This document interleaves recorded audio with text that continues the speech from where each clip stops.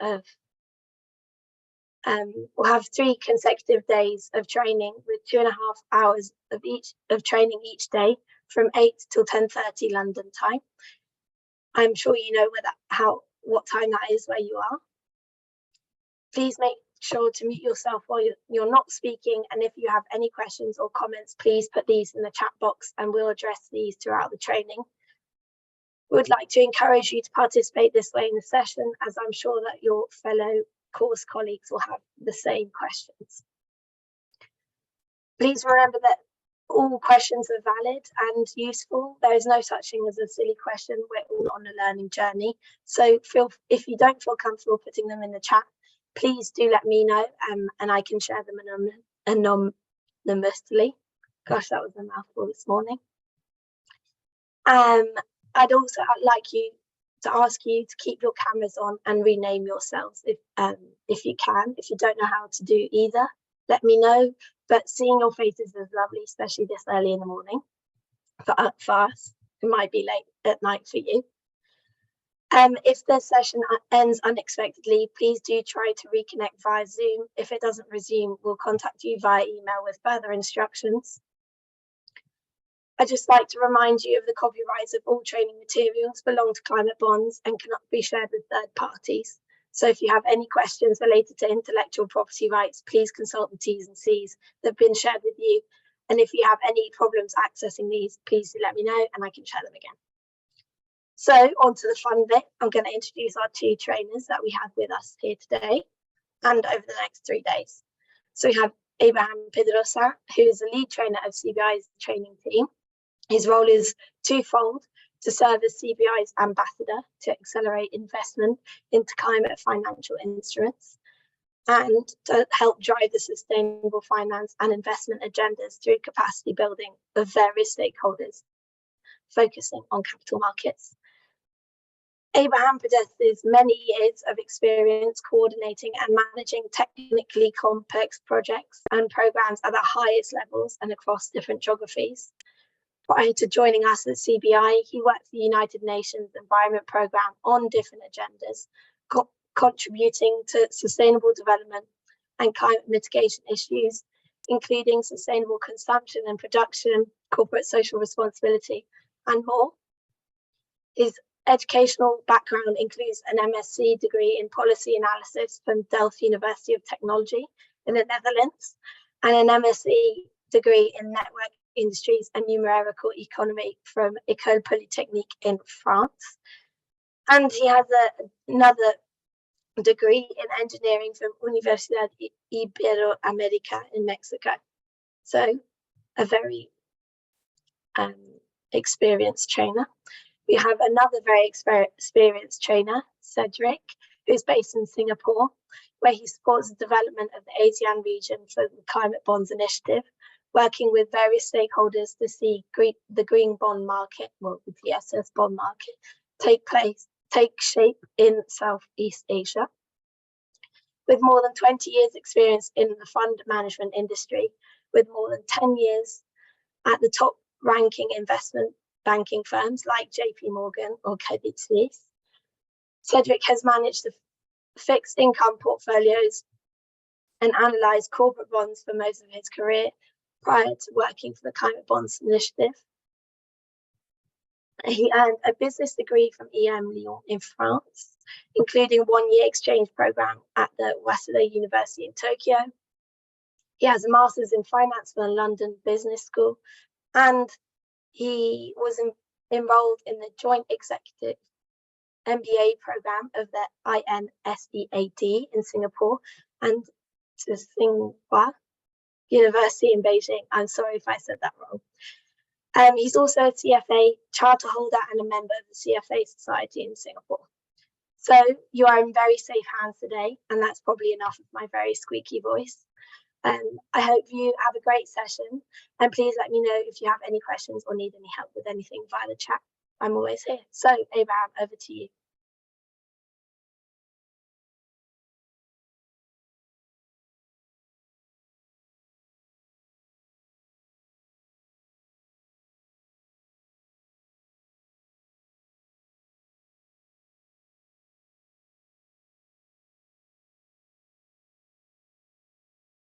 Hello, colleagues. How are you? All good? Some smiles? Are you tired? It's too early where you are. It's too late where you are. Good. So, as my colleague Megan mentioned, and by the way, thank you, Megan, for that introduction. We would really appreciate if you can turn your videos on, colleagues. We want to feel closer to you in this virtual configuration. So if possible, please do not hesitate to let us see your beautiful faces. So first of all, colleagues, on my side also, and also on behalf of the Climate Bonds Initiative, it is a great pleasure to welcome you all to this, again, virtual training session on label bonds, which we hope will be very useful for all of you to get a better understanding of the label bond universe.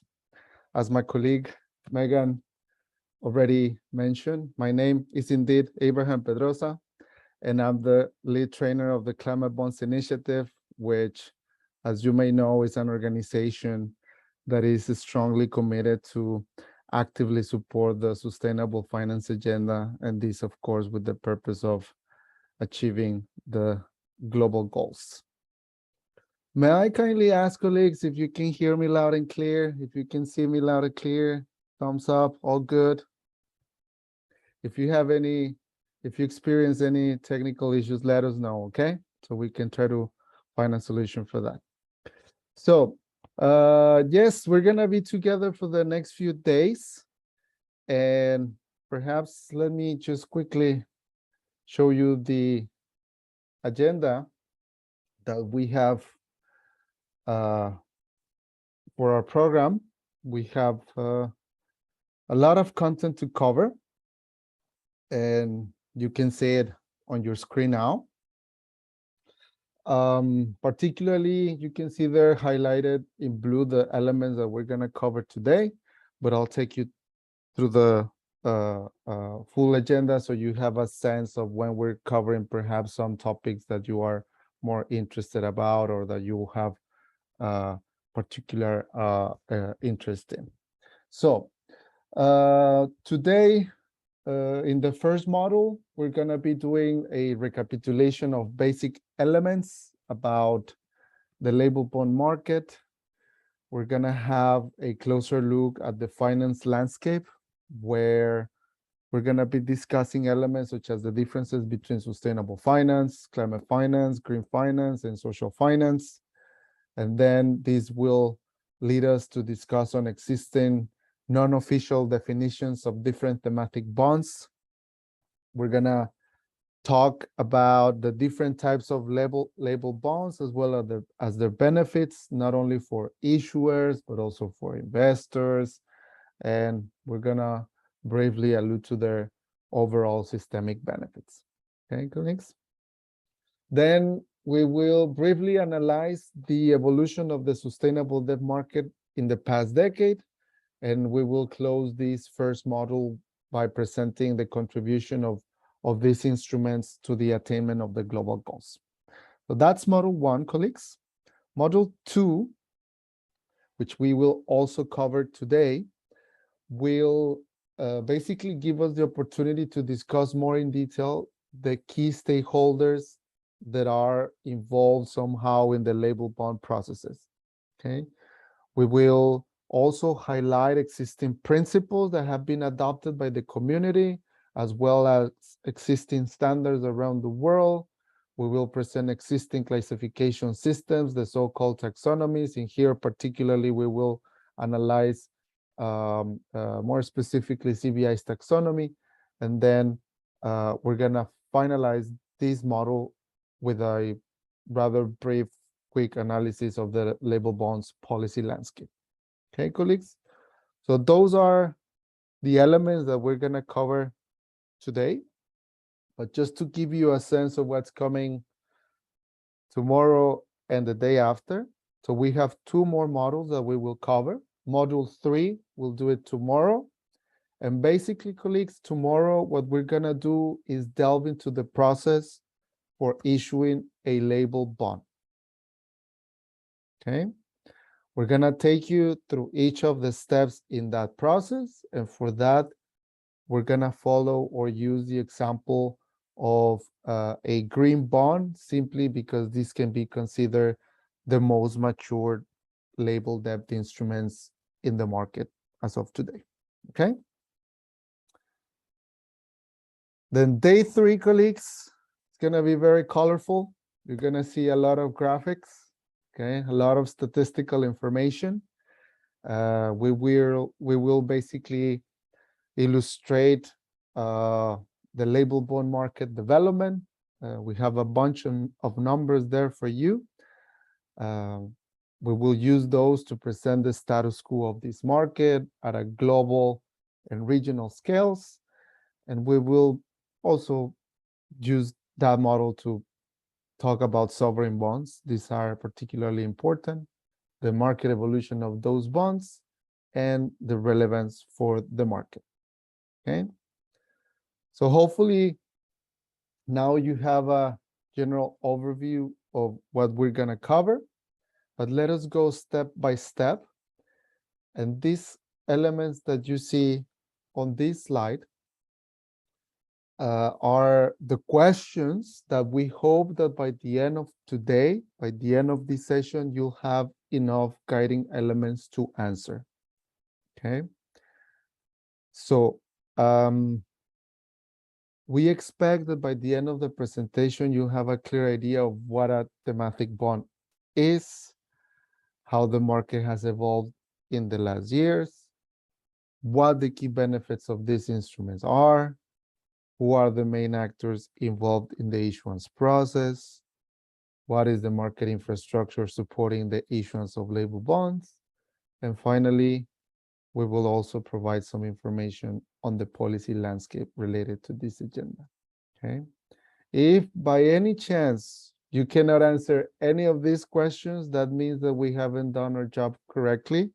So please let us know. Okay, colleagues?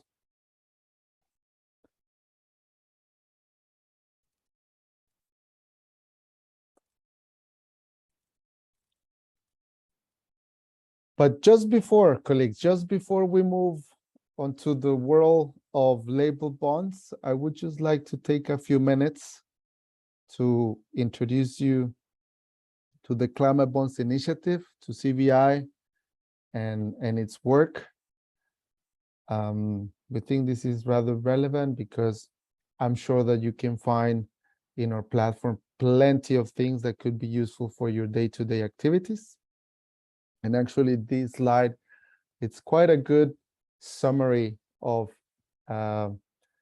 everything that we do within this organization. Okay, just for those of you who like history, a little bit of history about this organization. We basically started 10, well, now more than 10 years ago, around 2010, if I recall correctly. And this organization was created back then with the purpose of providing guidance to the market, and particularly to provide assurance to investors about the environmental integrity of climate bonds. Okay. At that time, pardon me, the main objective perhaps was to create a tool, that could be used to increase investments in climate change mitigation and in climate change adaptation solutions, but at the same time to foster growth for investor demand in climate aligned investments, which at that time were rather limited. Okay. Of course, unfortunately, since then, the market has grown tremendously. This organization has grown tremendously as well. Just to highlight a few key elements that we have produced and that are very, very useful and important for the market. We basically developed the first climate bond standard, which basically comprises the requirements, and the eligibility criteria for climate bond certification. Okay. This standard is actually updated regularly. The latest version that we have as of today is the version 3.0, which was launched in December 2019, if I recall correctly. But we are now in the process of updating this version. We are practically in the very, very final stages of this process. And we're going to be launching very, very soon version 4.0. That's the name that they have given to this version. And of course, this is with the purpose of reflecting new elements of the market. Okay. We're going to talk a bit about this a little bit later. Now, another very important tool that we have at CBI is the certification scheme. We have put in place a certification scheme, which basically allows the use of a certification mark or a certification logo or label. You can name it as you please. And this is possible when a debt instrument conforms with the climate bond standard. Okay. So you can see already the connection of those two, and we will be talking about this at a later stage. I will not be discussing these elements in detail just now, but just to give you a very, very short teaser of those. Okay. Another one that is rather important, CBI has developed its own green assets and projects classification system, the so-called CBI's taxonomy. And this is a tool for issuers, for investors, for governments, for project managers, you name it. This is a tool that can be used by many pertinent actors. And basically, this tool can help them understand what the key investments are that can deliver a low carbon economy. Okay. We're going to talk also about this a little bit more in detail later today. Okay. Now, these are, of course, not the only elements or tools that we have, colleagues. This initiative provides many other services, intelligence, and resources. And of course, all of these support the sustainable finance agenda.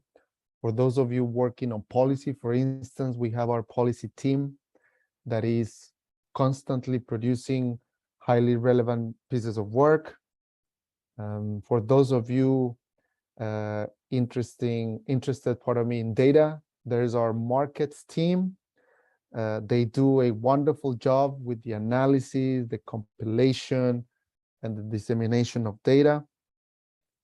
We have a partnerships program for those of you who want to partner with CBI. This partnership program currently gathers over 150 partners worldwide. And this program basically provides you with special packages and benefits.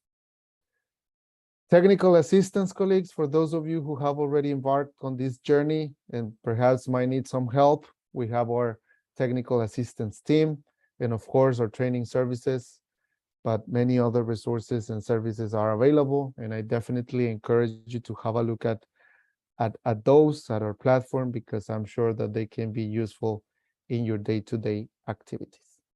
Okay.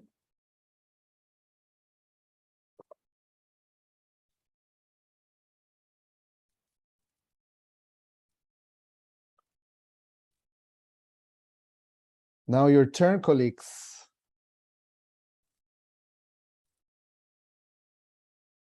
So this is how it works. In the format of our virtual training sessions, we like to invite participants to introduce themselves.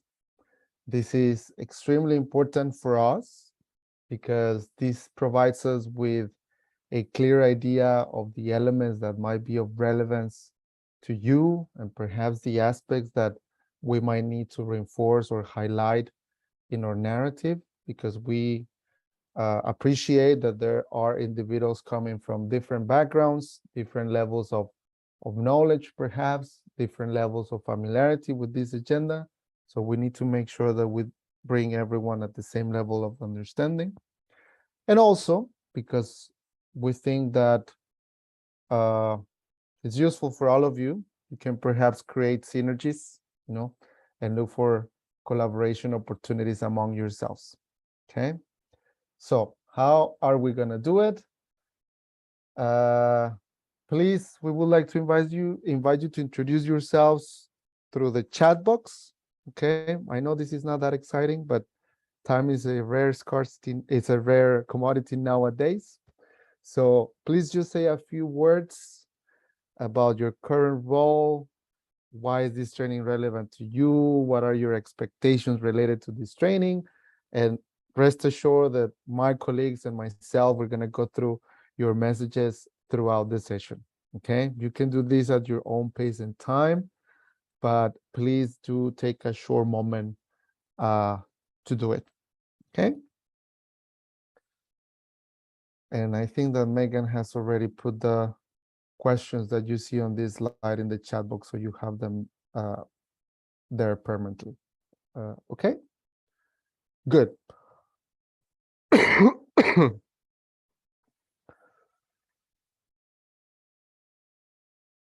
So now let us start, colleagues. We're gonna start the theoretical part of this session with this graphic that you see on your screen.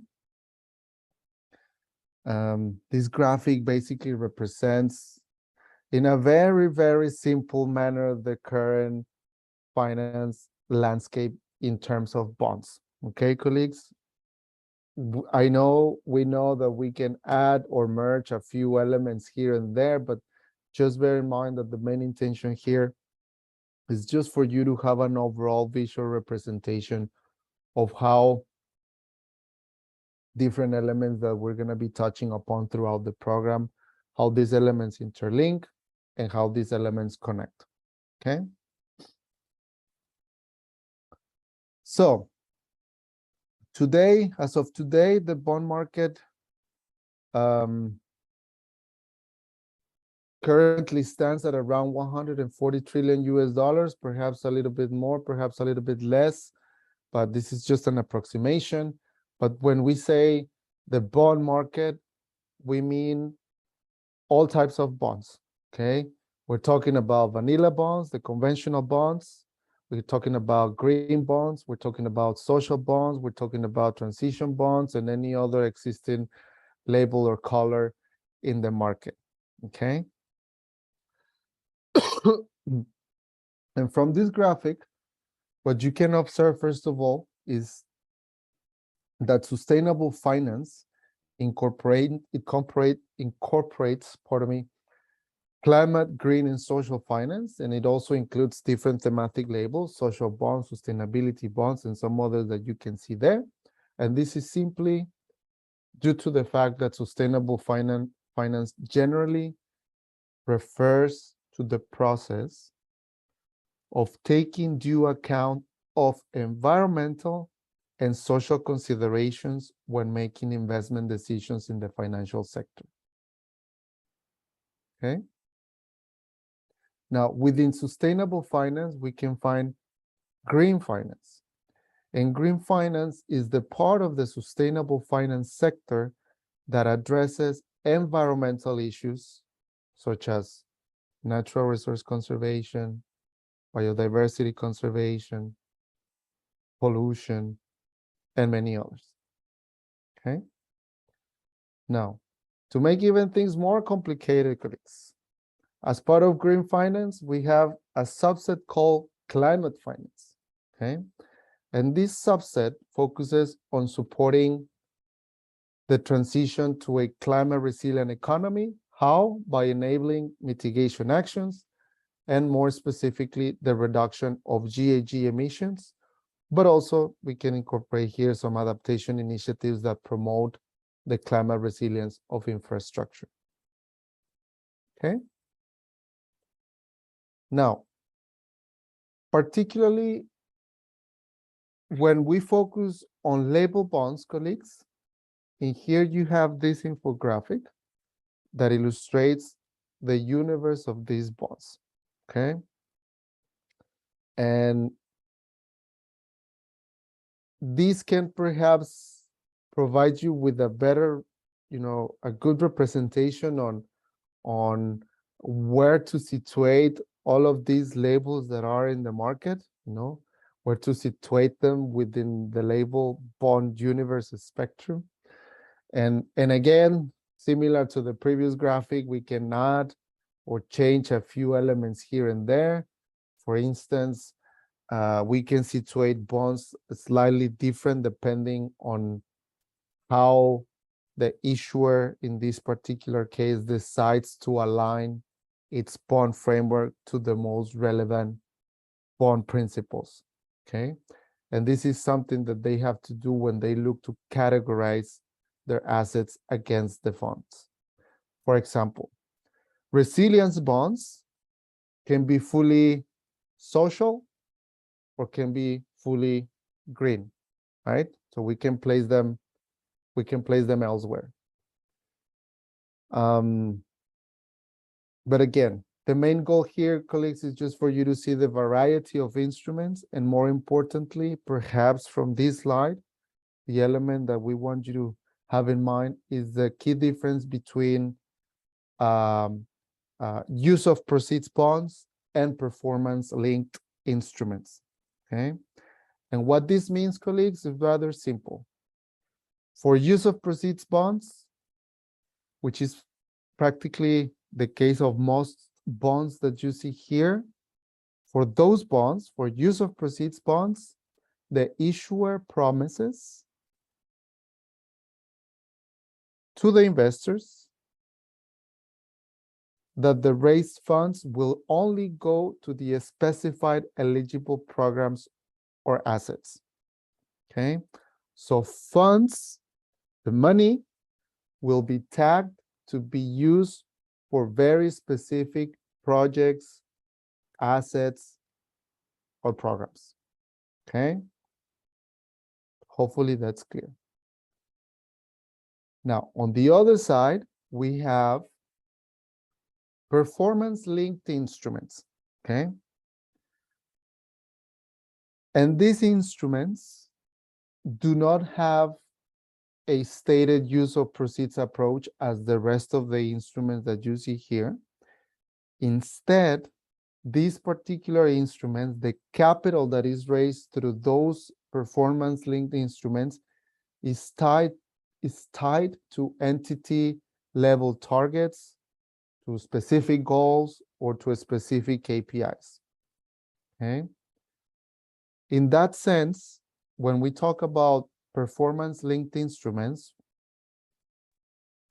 these instruments can raise general purpose finance, okay? But at the same time, this comes with penalties and rewards, okay? And those penalties and rewards will be directly linked to meeting or not meeting those predefined targets or goals, okay?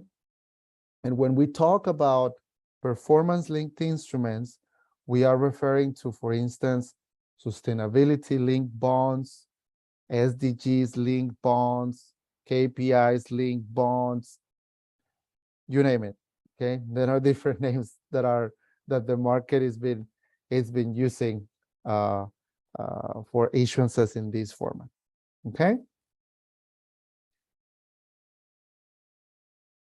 Now, to make things even more complicated, colleagues, here you have a good picture that perhaps illustrates the entire universe of thematic bonds, okay?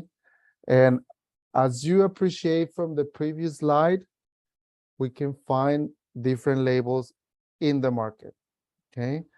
And this table provides perhaps a more granular picture of where to classify all of these bonds, okay? And this is, again, just for you colleagues to to not be confused with all of these names that are emerging in the market, okay? Just to give you a sense of what all this means. So, for instance, the social bond label, this category includes bonds simply where proceeds have a focus on delivering positive social outcomes, okay? This could be, for instance, instruments that aim at financing programs to provide affordable housing, projects to provide access to essential services such as healthcare and education. For instance, in this particular category, we can include pandemic bonds, which emerged, during not long ago, when I believe all of us heard about a little virus that was circulating around the planet. So those were issued in order to raise funds to cater for the needs due to the pandemic. But we can include here as well gender inclusion bonds or gender equality bonds, okay? But all of them are covered within the social label, okay? It's about how the money will be used for what purpose, okay? Now, in the green category, we can also include different labels, but again, in here we are mainly talking about bonds with a positive environmental impact, okay? Green bonds or climate bonds, colleagues, are the same thing. They are, they're usually used interchangeably.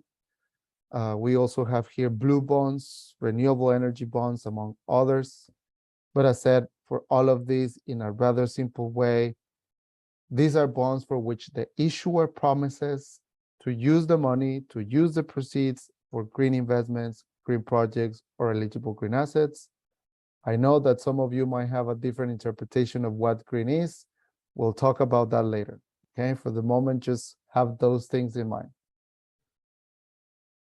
And well, perhaps one thing here about blue bonds and green bonds, because we've seen a number of blue bonds in the market.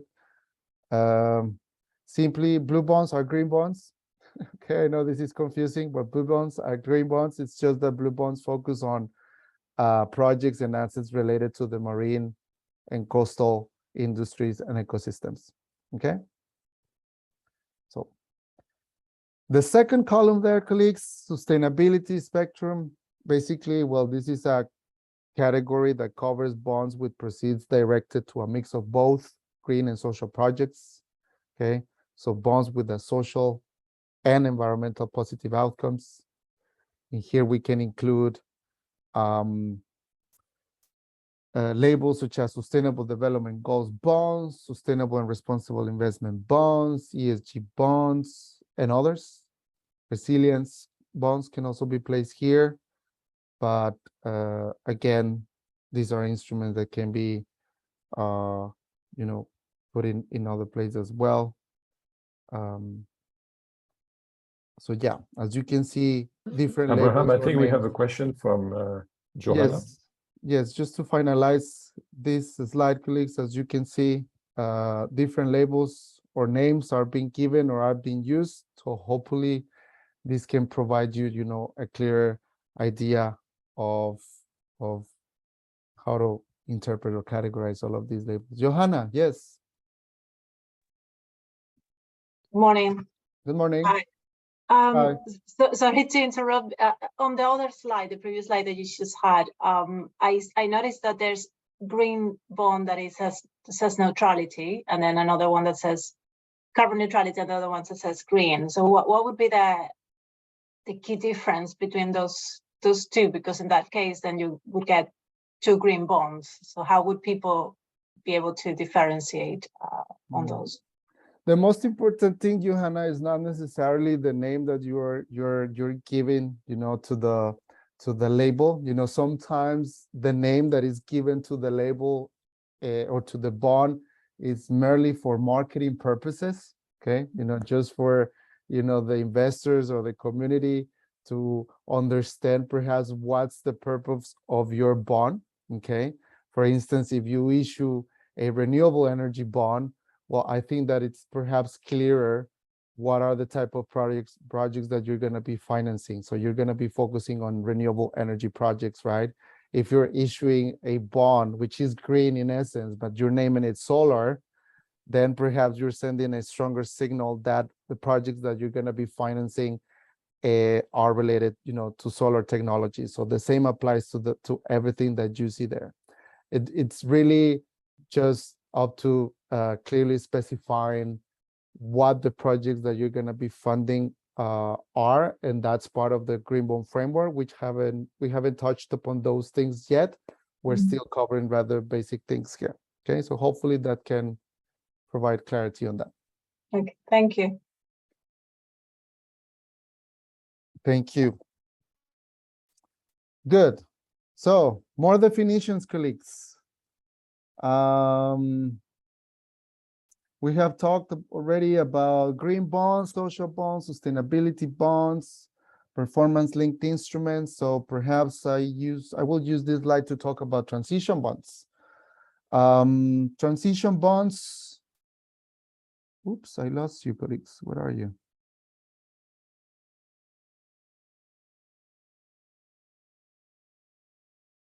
Yes, you're there.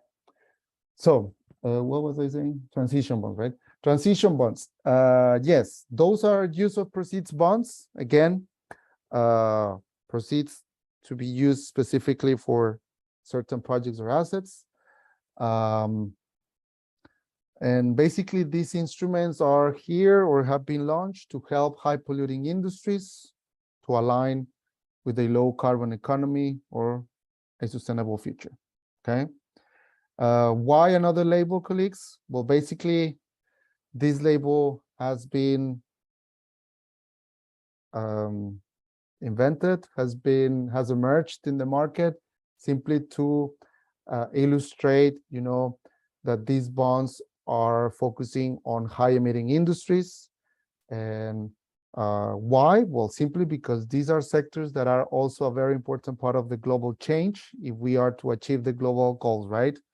I think that by now we all understand that if we want to smoothly achieve the ultimate goal of sustainable finance, we urgently need to significantly reduce the GHG emissions of existing sectors as well. Why? Because simply this will not change overnight. Okay, some of these sectors they will still be with us for a number of years because we need them to run our economies. And while yes, it is true that on one side we indeed need to invest in new technologies, in renewable energies, and so on the other side, it is also fundamental to contribute to the transition of the hard to abate sectors. Okay, so in that sense, these bonds, the transition bonds, they are helping these high emitters to establish a plan, and also structure and implement a transition pathway that can allow them to fit in a low carbon future. Okay.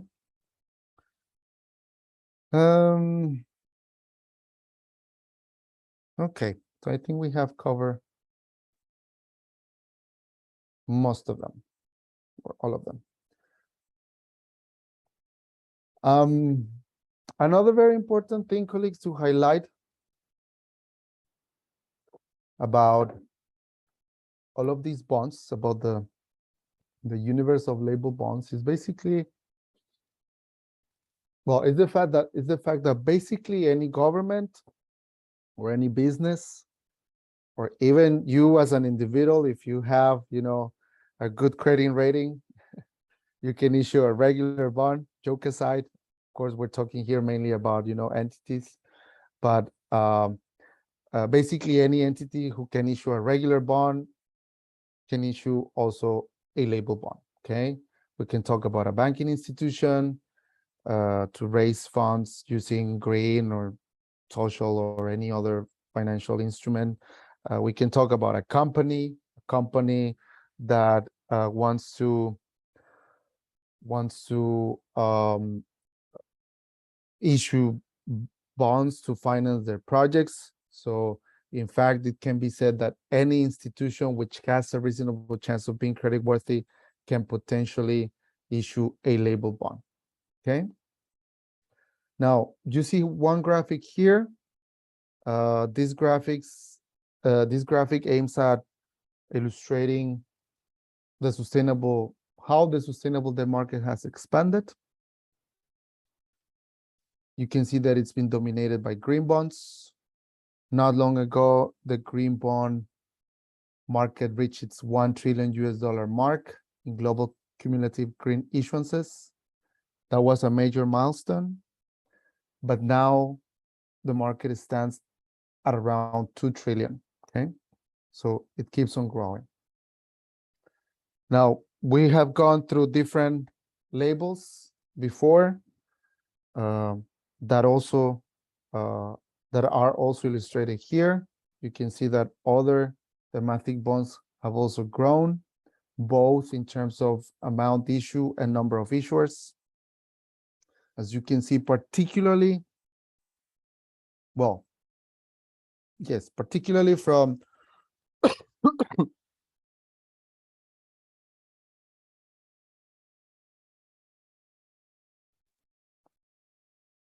particularly from 2020 on, colleagues, the issuance of label bonds is diversifying, okay? You can appreciate there significant amounts of other thematic bonds, particularly in 2020, you have issuances of social, sustainability bonds, and in 2021, you can appreciate a similar structure. But you can also see there significant issuances of SOPs as well. So perhaps in 2020, we can say that we have more social bonds, because related to the pandemic, okay? But again, we are expecting to see a greater use of other labels. For instance, a greater use of the transition bonds, SOP bonds, again, transition bonds, particularly, to support the hard to abate sectors such as steel, chemicals, cement industries, etc. Okay, but you can see still that green bonds are leading in this market. Okay.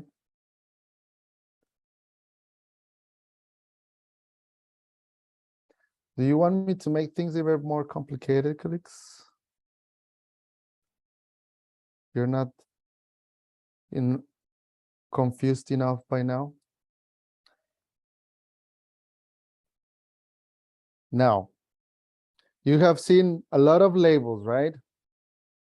A lot of names, categories, okay, different instruments. These bonds, use of proceeds bonds. Now let us forget about the social, green, or sustainability categories. Now let's think about use of proceeds bonds, all of them, okay? Use of proceeds bonds can be divided into different types, and this will depend on a number of things. Their financial architecture, okay? So this means how the proceeds will be managed, the intention of those proceeds, and also based on their debt recourse. Okay, so basically refers to the legal means for a lender to seize a borrower's assets if the borrower doesn't pay the debt. Okay, so that's the categorization that you see here. Nonetheless, colleagues, important to highlight is the fact that all of them share similar traits, similar characteristics, and similar challenges. Okay. This table serves to illustrate these different types. However, throughout the training, I will keep on using the generic term label bond to refer to all of this. Okay. Now, to even make things a bit more complicated with these, sometimes you will also see in the market,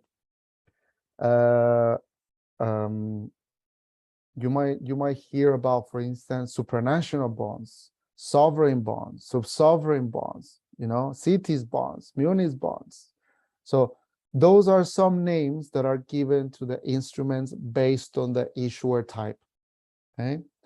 If you talk about a sovereign bond, well, we're talking about perhaps a country. If you're talking about a sovereign bond, we might be talking about a local government, okay?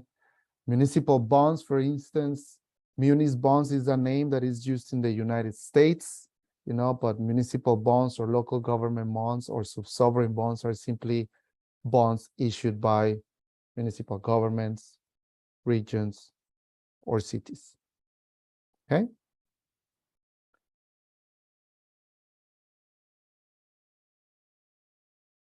All clear, colleagues? Are you still with us? Yeah. Do you have your coffee, your tea? I see some people meditating. Okay. We're gonna make this session a little bit more interactive in a couple of slides, okay? Let me just cover a couple of slides. So, benefits, colleagues, about these instruments. I think that it's evident that these instruments not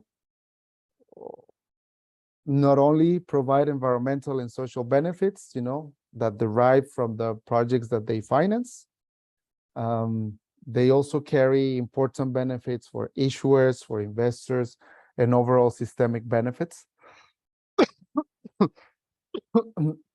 And overall systemic benefits. And in this slide, we present a non-exhaustive list of these benefits. For instance, I'll just mention a few of them, not all of them. You'll have this material to go through it at your own pace and time. But for issuers, I think that the most obvious benefit is that label bonds can provide the much needed capital for environmental or social related projects, okay? And what we've seen is that the interest keeps on growing towards this instrument. So it keeps on growing. And then in that sense, issuers are having access to an extended pool of investors, okay? Enhanced reputation for issuers because, you know, there's recognition in the market towards investors that are using this innovative approach, you know, to tackle social or environmental issues. On the side of investors, we can say that they have somehow found these bonds to be less risky if compared to regular bonds because label bonds already take into account environmental and social impacts, while more traditional bonds often leave these risks out of the analysis, okay?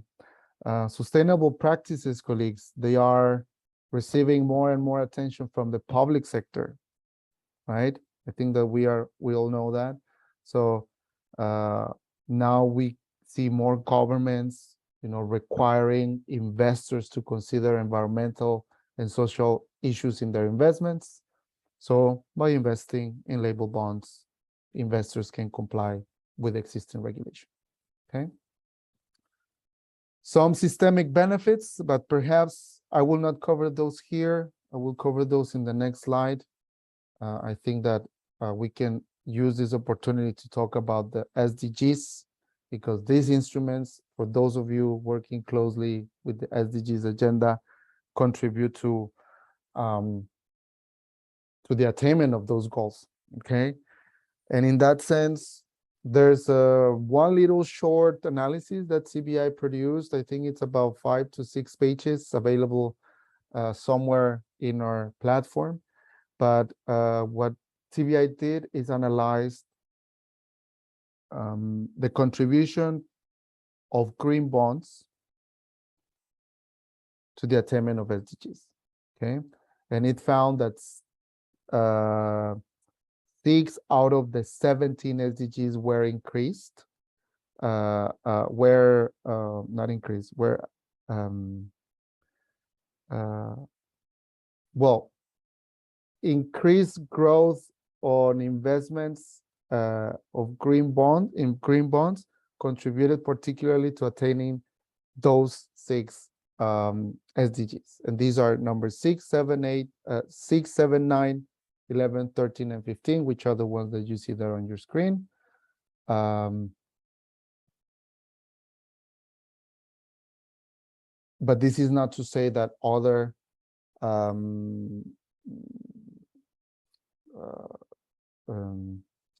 other SDGs are not bonds do not contribute indirectly to other SDGs. Okay, when I talk about green bonds, is the 6, 7, 9, 11, 13, and 15. But let's say we are issuing social bonds, we can talk about other SDGs that have you know, a more evident social benefit. Okay, we can in here talk, for instance, about SDG 3 on well-being, SDG 10 on reduced inequalities. Okay, but again, I'll ask my colleague Megan to put the link towards that publication. It's a useful one, a short one, and just provide some insights.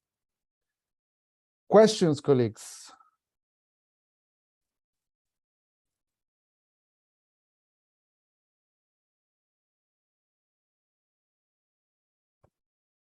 If you don't have questions, at least tell me what you're drinking. Who's drinking coffee? Jimmy, you are? Good. Anyone else? I'm drinking coffee. It's good. Who was that? Jasfred. Jasfred. Hi, Jasfred. Good. I'm also drinking coffee with tons of milk. Yeah, same. No question? Yes. Who was that? Can you hear me? Yes, loud and clear. Ambras. Can you tell us how you pronounce your name? Okay, just a quick question on the benefits for the issuer. Would they have access to cheaper money thanks to green bonds compared to regular bonds or other loans, etc.? Cedric, would you like to better rate? So it's, I guess, from the issuers that are seasoned issuers that have a lot of bonds outstanding, we are able to observe a cost benefit when they issue a green bond compared to the traditional bonds that they issue in the market, because there is what we observe a strong demand from investors who want to put these bonds in their portfolio. For companies that are using green bonds as a first access to the markets, and it's often the case in emerging economies, in Southeast Asia, for example, we've seen it in Indonesia, even with some specific projects. It is not obvious to confirm that there is a price benefit, but what is confirmed by the treasurers who are in charge of these operations is that they have greater access to investors.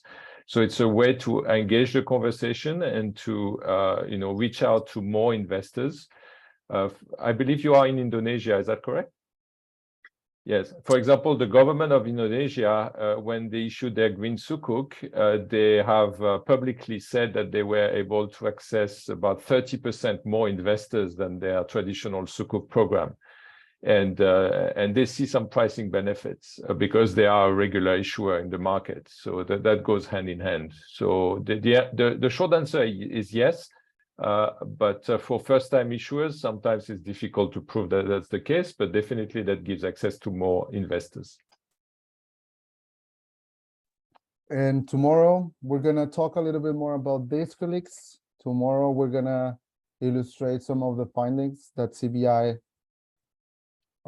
found and that are reflected in a number of publications. Okay, so we're going to talk a little bit more about pricing. We're going to talk a little bit more about the benefits. We're going to illustrate some of the findings that we have that resulted from a survey that we carried out with treasurers. So you can see a little bit more on this. Okay. Anybody else, colleagues? Johanna, I see you are unmuting yourself. Are you intending to ask us something complex? No, I hope not complex, but you had another slide before on common forms of use of proceeds, and I just was wondering between the key difference between the use of proceeds, the normal one, the first one that you provided, and then there's the one about use of revenue. So I know there's a lot of talk at the moment on like green bond standards and the different standards and whether people are really respecting the terms of the bonds, etc. So the question would be, what are the key differences? Like, is it that, for example, that I assume that the first one, the normal use of process, is that all the funds collected have to be earmarked for that particular project. But then when you mention use of process revenue, so it doesn't mean that is it linked to how much money they make from the project or to specific KPIs? So how does that? I'm sorry, maybe it's a little bit more confusing. No, thank you, Joanna. It's a very, very valid question, and it's a very pertinent one. So that table that you recall we illustrated before simply serve the purpose to illustrate how use of proceeds bonds can be divided, into different types depending on the financial architecture of the instrument. So that's very important. And when I say financial architecture, I'm referring to how the proceeds will be used, the intention of those proceeds, and how the issuer will pay its debt. Okay, so that's very important. How the issuer will pay its debt if they have issues along the way. So indeed, we had corporate bonds or use of proceeds bonds. Those are bonds simply that are backed by the corporate's finances. Okay, so hopefully that's clear. Then you mentioned use of proceeds revenue bonds. So this is bonds where the revenue streams from the issuers, but fees or taxes are collateral for the debt. Okay, so you will use those revenues to pay the debt. Project bonds are simply bonds, for instance, which were also in that table, are bonds that are backed by a single or multiple projects. Okay, so it's just on the way that what certainty will be provided or assurance will be provided to investors on how the debt will be paid in case there are big issues. Okay, just to provide some guidance on what could investors be doing if that situation presents itself. Okay, so it's more linked to the repayment rather than the actual use of process of what the money is going for. Okay. Yeah, the actual use of proceeds, it's perhaps, if I get your angle correctly, the use of proceeds is more tilted towards the label, the categorization that we saw before, the green, social, sustainability, transition. Okay, what is it that you're going to be doing with the funds? And here we're talking more about how you will be paying your debt. Okay, and isn't it in the case like when you're building that architecture, that's when you are actually just, again, and maybe I'm confused, but when you build the architecture of the bond, is it that when you're also building KPIs and how that, for example, if the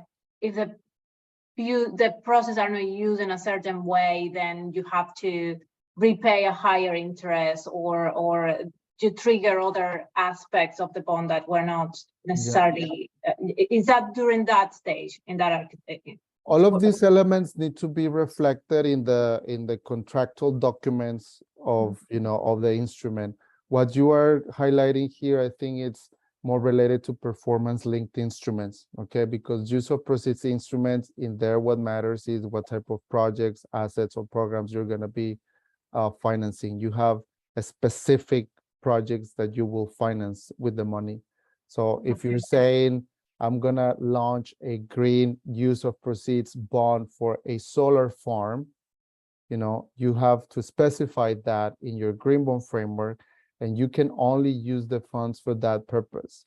To install your solar farm, what do you need? You need solar panels, you need some infrastructure to put those panels on, perhaps you need a backup energy generation source, in case there's no sun or whatever, okay?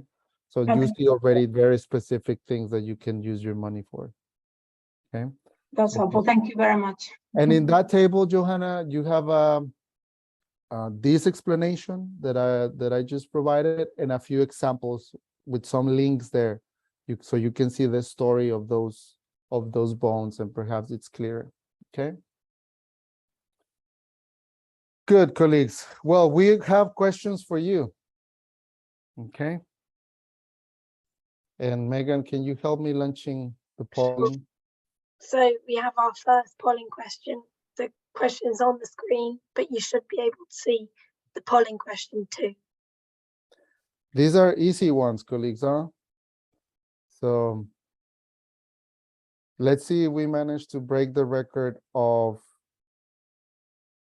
everyone answering correctly all of today's polling questions. That's the record so far, if I recall correctly. This is not to put pressure on you, okay?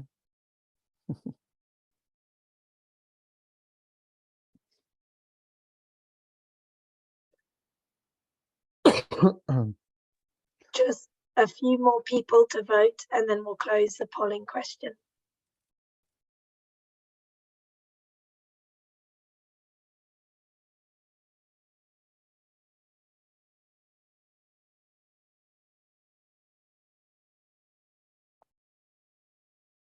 Okay, 5, 4, 3, 2, 1. And by the way, colleagues, cameras are slowly going off. Come on, let us see your faces. We don't want to feel like we're talking to a screen, although we're doing it. Just want to feel that there's somebody on the other side. Good. Can we share the results, Megan? You should see them now. Okay. 3 people voted true and 26 voted false. Okay. Well, colleagues, for this particular question, the right answer is false, because in this sustainable finance incorporates climate and green finance. You might want to revisit the very first slide. Well, not the very first slide, but the very first theoretical slide that we used today. Okay. Another question, Megan? And by the way, if you cannot answer if you don't see the pop-up window there, you can also put your answer on the chat box, such as Jimmy just did. Green finance incorporates climate finance whilst also addressing environmental objectives such as natural resource conservation, biodiversity conservation, and pollution prevention and control.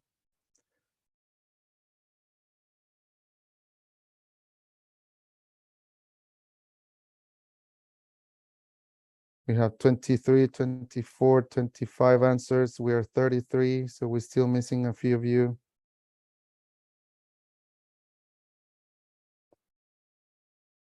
Okay. Wonderful. Can we share the results, Megan? Everyone got it right. Congratulations, colleagues. Although you will not break the record today. Do we have another one, Megan? I think. Oh, sorry. Yeah. I forgot to.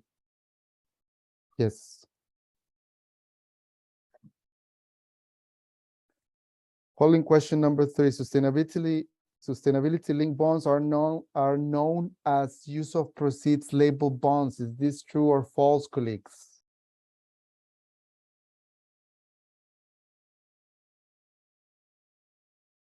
Remember that there are use of proceeds bonds, performance-linked instruments. There's a key word there that you need to pay attention to. Okay.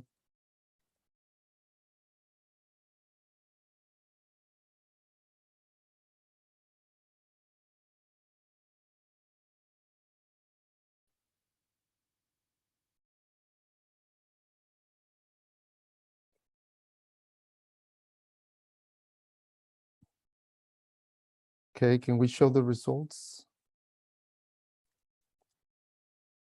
Okay, colleagues, just remember that when we talk about use of proceeds bonds, we are talking about bonds that are going to be used for specific purposes, very specific assets, very specific projects, okay? Such as the example that I gave on a solar plant. So those are use of proceeds.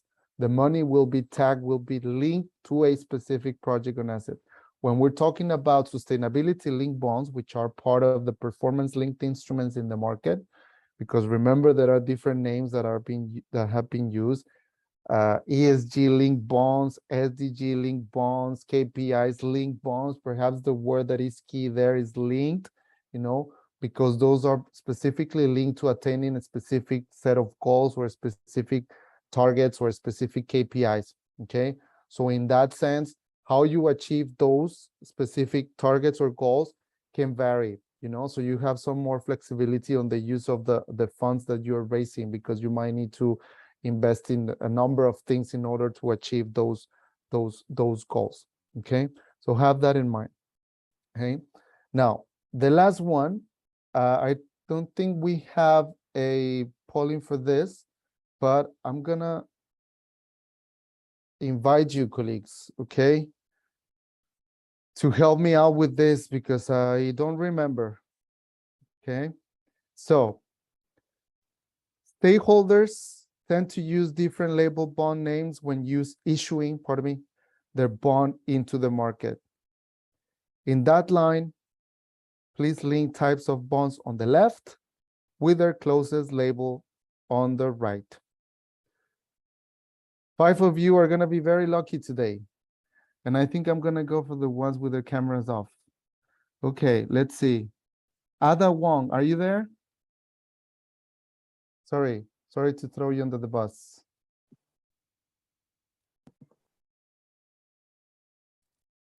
Ada, can you hear me? Did you say Heather? Ada, ADA Wong. No, that's not. Okay, it seems that Ada is not here. So who was the other person that responded on her behalf? That was me. Hi. Good. Hi, Heather. Well, you're the lucky one. Okay. Can you tell me for ESG linked bonds, what will be its closest label? Would that be the sustainability linked? Exactly. Good. Thank you very much. Now let's go for another colleague with the cameras off. Jackie Shao. Jackie, are you there?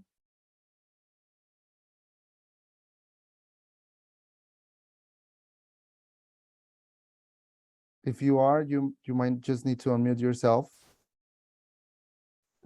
The sustainability link.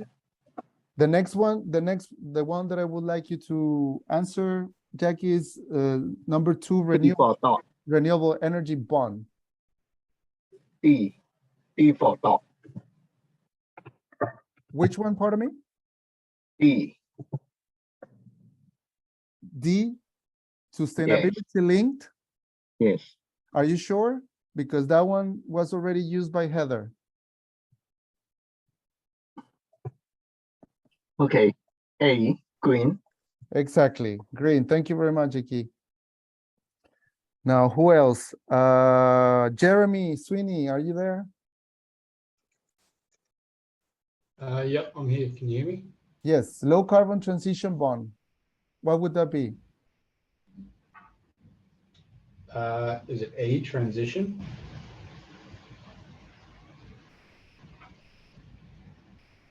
E, right? Transition. Yes, exactly. Correct. Yeah. Now, who else? Alexis Meyer. 4, SDG bond. Hi, Alexis. SDG bond. What would that be? Would that be B, sustainability? Exactly. Congratulations. And the last one is for me because I get the easy one. So affordable housing bond, that's C, social. Okay, good. Congratulations, colleagues. Well done. Now I'll give you a break of my voice. Okay. So now I'll pass the floor to my colleague, Cedric, who's gonna help me with the next set of slides. Thank you very much, Abraham. So we are going to delve a little bit more into these bonds and in particular, who are the various stakeholders who are participating in this market. So there are two main groups of stakeholders. The first one is the issuers. So the issuers are the entities who are borrowing capital from the debt capital markets to invest in projects. So in that sense, an issuer is any organization that has the authority to borrow through the issuance of a bond. So it can be, for example, a government that is financing its investment program or its budget deficit. It can be banks that actively raise financing in the debt capital market using these instruments to lend to their clients.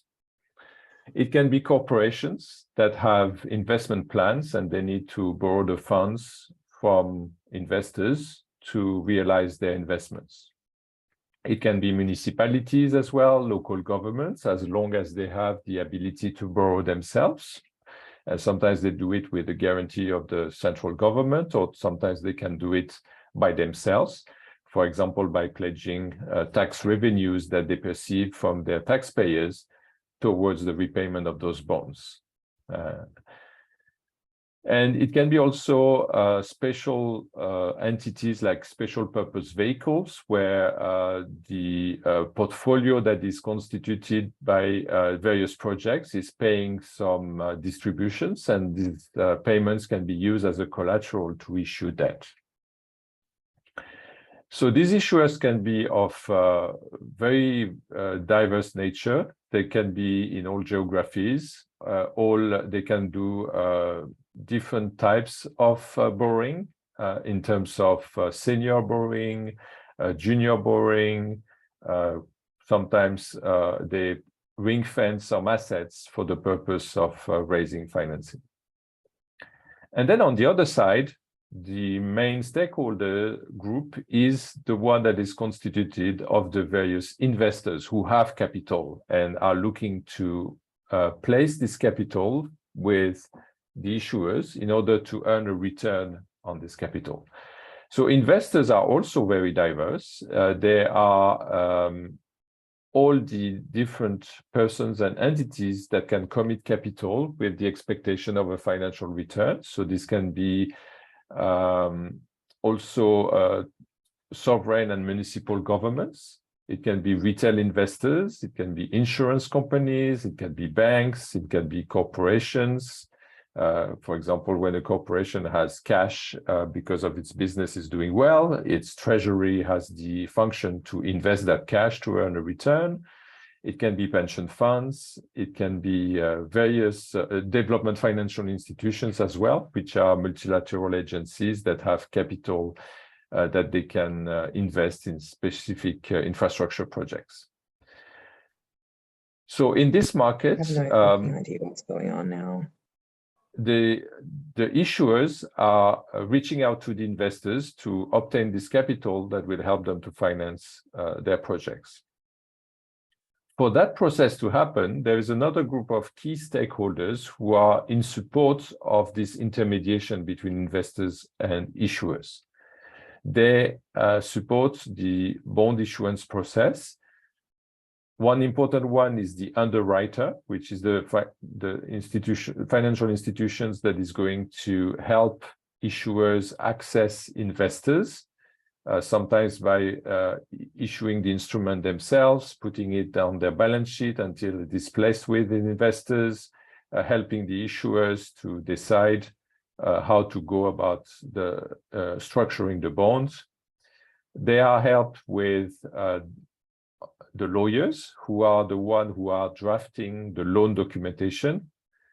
A normal bond has quite an extensive documentation. A bond prospectus is usually 400 to plus 500 pages long, with all the different characteristics of the bonds, the characteristics of the issuer, the characteristic of the security that goes with the bond, and so on. So there's a fair amount of legal work that needs to happen.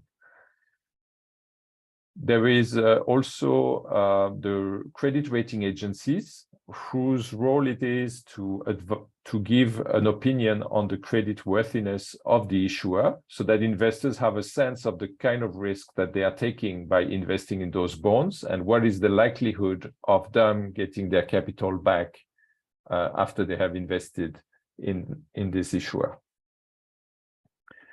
Obviously, this is the financial market is regulated by the regulators. Sometimes it is a central bank that operates as a regulator. Sometimes there is a dedicated agency that is the regulator to make sure that there is transparency and trust in the market, and that investors are treated fairly, that the disclosure is appropriate.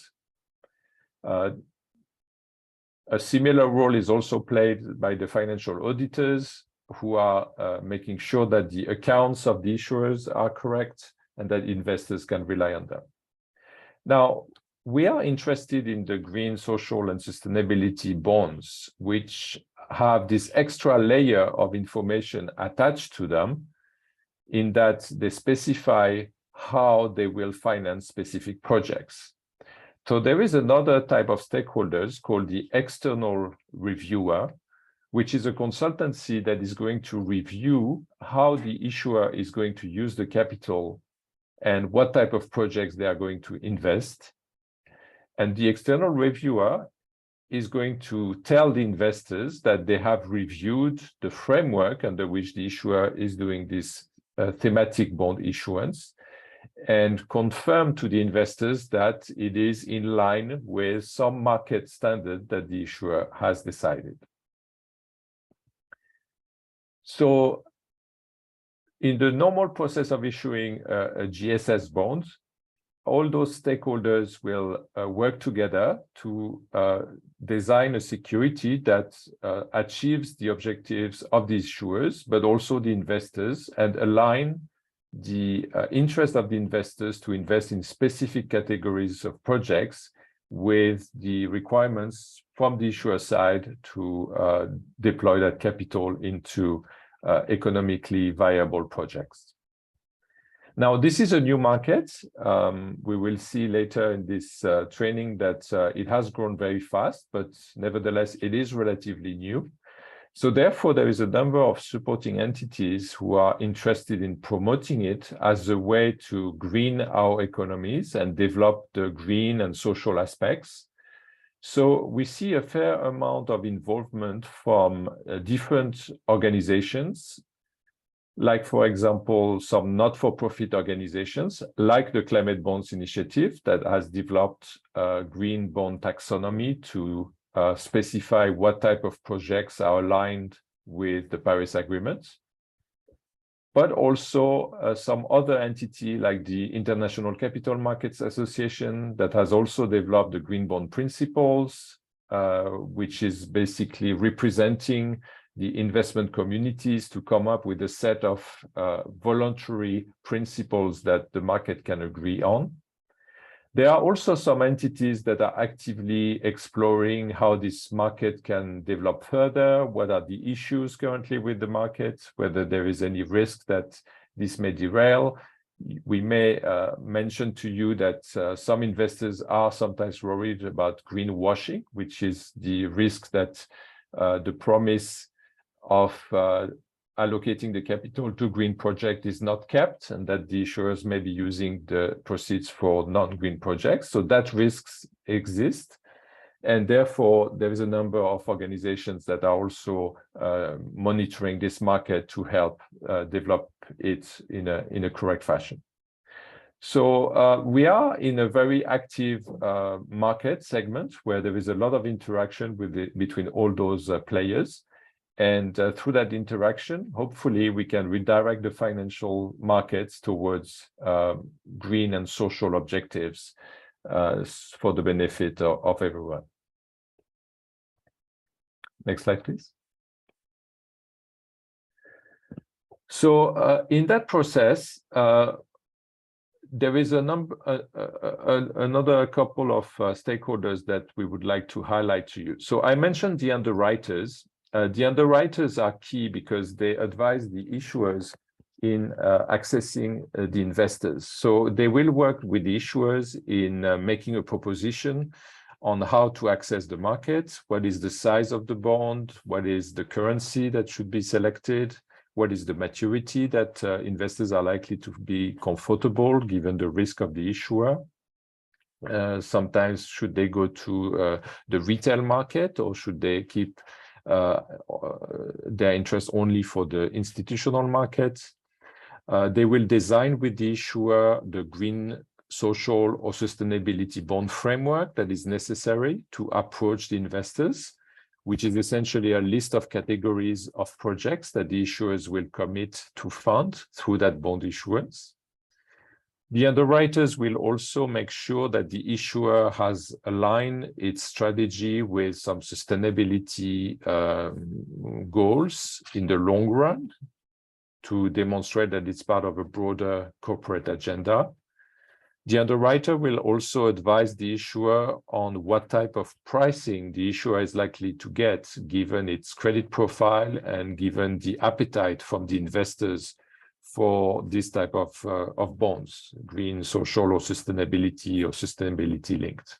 So essentially, the underwriter is the bridge between issuers and investors. They organize the conversation between the two sides in what is commonly called a roadshow, where the issuers would go around through presentation with investors to explain the reason why they want to issue a bond and what are their objectives.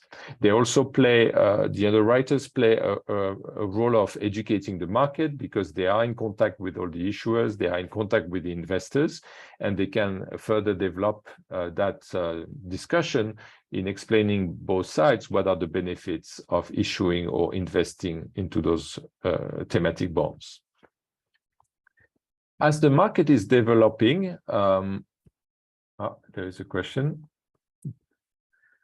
Does the underwriter help set the KPIs for the SLBs? Yeah, definitely, because it's part of the design of the bonds. The underwriter will look at the issuer's long-term business and see what is relevant for the issuer, and also what is the interest from investors, what has been done in the market, what has worked and what has not worked, and how an issuer can look to design these KPIs. Sometimes the underwriter will be demanding that a technical advisor comes in, because maybe it is not comfortable putting a number of what is the level of greenhouse gas emission that an issuer is responsible for. So there may be an additional contribution from a consultancy to be able to derive those numbers and to make sure that they are scientifically measured. So the underwriter will play the role of organizing this discussion and sometimes with that external help. Now, the bond market, obviously, each transaction is a new type of bond, is a new maturity, is a currency that is specific with some terms that are specific. So it's unlikely that a new bond is similar to a previous one that has been issued in that respect. So as a result, the bond market is full of thousands and thousands of different bonds, and it is quite difficult to find your way through this large number of bonds and instruments that are being issued. So to guide investors, index providers have designed indices that help measure segments of the market. So there are some new indices that are being developed for the green, social, and sustainability bond market. And CBI actually contributes to some of them by providing the green evaluation of some of the bonds that are in those indices. So the indices have sometimes different methodology, but they do center around the same thing, which is to identify the bonds that fall under certain categories. There is an increasing focus on the ESG and sustainability credentials, and indices are also useful to measure the performance of certain market segments. I see another question. Are you seeing activity in debt advisory consultants standing between the underwriter and issuer, giving sustainability expertise to both? Normally, the consultant is advising the issuer, but obviously the underwriter is the one that is organizing the bond issuance. So it is making sure it's like if you want the project manager, and normally the consultant is responding to the issuer because that's where the conversation is going between the consultant and the issuer. They are talking about the strategy of the firm. Sometimes they have some technical studies that are being conducted on the level of greenhouse gas emissions, for example, and so on. I don't really see what an advisory consultant would do to the underwriter unless the underwriter wanted to focus on a particular segment itself. But then that would be more of a market research exercise. I don't know if you have any other example of such consultancy, if you can share with us, but otherwise that would be my answer. So if you want, the investors can look at the indices to calculate the performance of certain segments. So for example, if you want to know what is the performance of the green bonds relative to the general population of the bonds, then you look at the green bond index versus the general bond index, and then therefore you can see the relative performance over time. So that's useful. Now, the exchanges are also a very important place where this information is gathered. The fact that those bonds are issued publicly and that they can be listed on the stock exchange helps to facilitate the transparency around this issuance. So it is an exchange is a key actor for the market development of the green, social, and sustainability bond markets. Because an exchange has listing rules that decides whether a bond can be listed or not, it is almost like it's acting like a regulator in the sense that only those bonds that are in compliance with the listing rules will be listed. And it is in the interest of the issuer to actually comply with these listing rules so that they can be visible by the market because they are listed. So the fact that more and more exchanges around the world are now creating specific segments to list their green bond, their social bond, their sustainability bond as a way to increase the transparency around those instruments, it is like a very important driver of the development of these markets. And an exchange is also a way to bring corporations and also government together with the investors, because investors, when they want to invest in certain securities, naturally they can go to the exchange and see what is trading there and invest in those securities. And an exchange in general is a place where the exchange of securities can take place. So it is responsible for the orderly functioning of the market. So here are three important components of the market: the underwriters on one side, among which are the main banks like Bank of America, Citigroup, JP Morgan, BNP Paribas, Morgan Stanley, Crédit Agricole, and so on. For the indices, we have a few as well. We have the S&P Dow Jones indices, the MSCI indices, the Barclays, FTSE Russell, the Bloomberg indices, Morningstar, Solactive, JP Morgan. And for the exchanges, we have seen segments specifically for green bonds in Oslo, Mexico, Luxembourg, Johannesburg, Brazil, Frankfurt.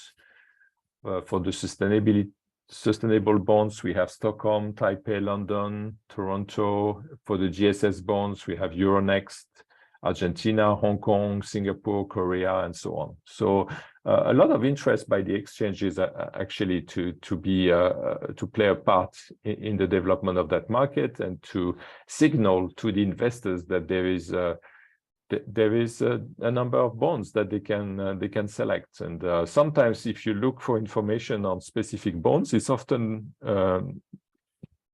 practical to go to the stock exchange website because chances are the bond prospectus is listed on the exchange. I think in Luxembourg, for example, there's quite a number of green bonds that are listed, and you can find their prospectus and their green bond framework, and sometimes the second party opinion as well, listed on the website, as it is a public document for the consumption of all the investors. So if you want more information, we do have quite a bit of information on the website. Johanna, you have a question? Thank you. And apologies if I missed this, but how do you decide, or what are the elements that that influence a bond going into the secondary market? So is it that the issuer itself wants to go into, or okay, so just to make it relatively simple, normally when an issuer is financing itself, it starts by borrowing from the banks. And that's a private discussion between the borrower and the banks. But at some point, the borrower has exhausted the number of banks it's speaking to, or maybe the banks themselves have hit their single borrower exposure so that they cannot keep lending to the corporation. So then the issuer wants to expand its business further and needs more capital. So then it decides to go to the bond markets. It can go to the private market or to the public market. The private market is going to large fund managers and transacting on a private basis. And then if you want to have the full access to the $140 trillion of bonds, then that's the public market. And that public market is accessed through a public offering. So you actually go by designing a prospectus and going on a roadshow with an underwriter, with a credit agency, rating agency, and you know, it's a very well-defined process, and that results in the bond being listed. And then after the issuance, once all the investors have received the bonds into their portfolio, then they are free to exchange that bond with other investors if they want. So maybe they have received more than they wanted, you know, they just had an outflow in their portfolio, and instead of receiving 10 million, they actually just need 8 million. So 2 million they have to get rid of. So they contact, you know, a securities house or the underwriter and say, I have $2 million that I want to sell. And then the exchange, you know, the buying and selling of those bonds starts to happen, and that goes into the secondary market. And there is an active buy and sell of those bonds after that, during the whole life of the bond itself. Because, yeah. Sorry, so there's no restriction on the whoever bought invested in the bond originally, on whether that he can list it in the secondary market. And I'm just, again, going to the... No, the primary market is just the issuance of the bond. Once it's priced, the issuance has taken place, is going into investors' portfolio. The primary market stops there. Yes. Then after that is the secondary market. The listing is just to facilitate the trading of those bonds in the secondary market. It makes the bond more visible. It makes the information more transparent. On the exchange, the bond prospectus will be posted. There will be the green bond framework. So any investors who want to buy those bonds in the secondary market after the bond has been issued can use the exchange as a place to transact.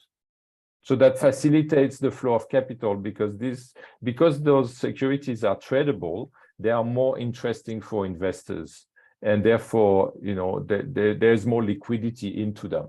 Whereas if you compare that to a loan that a bank would make to an issuer, that's not traded. It stays on the bank's balance sheet during the life of the loan, and that's the difference between the two.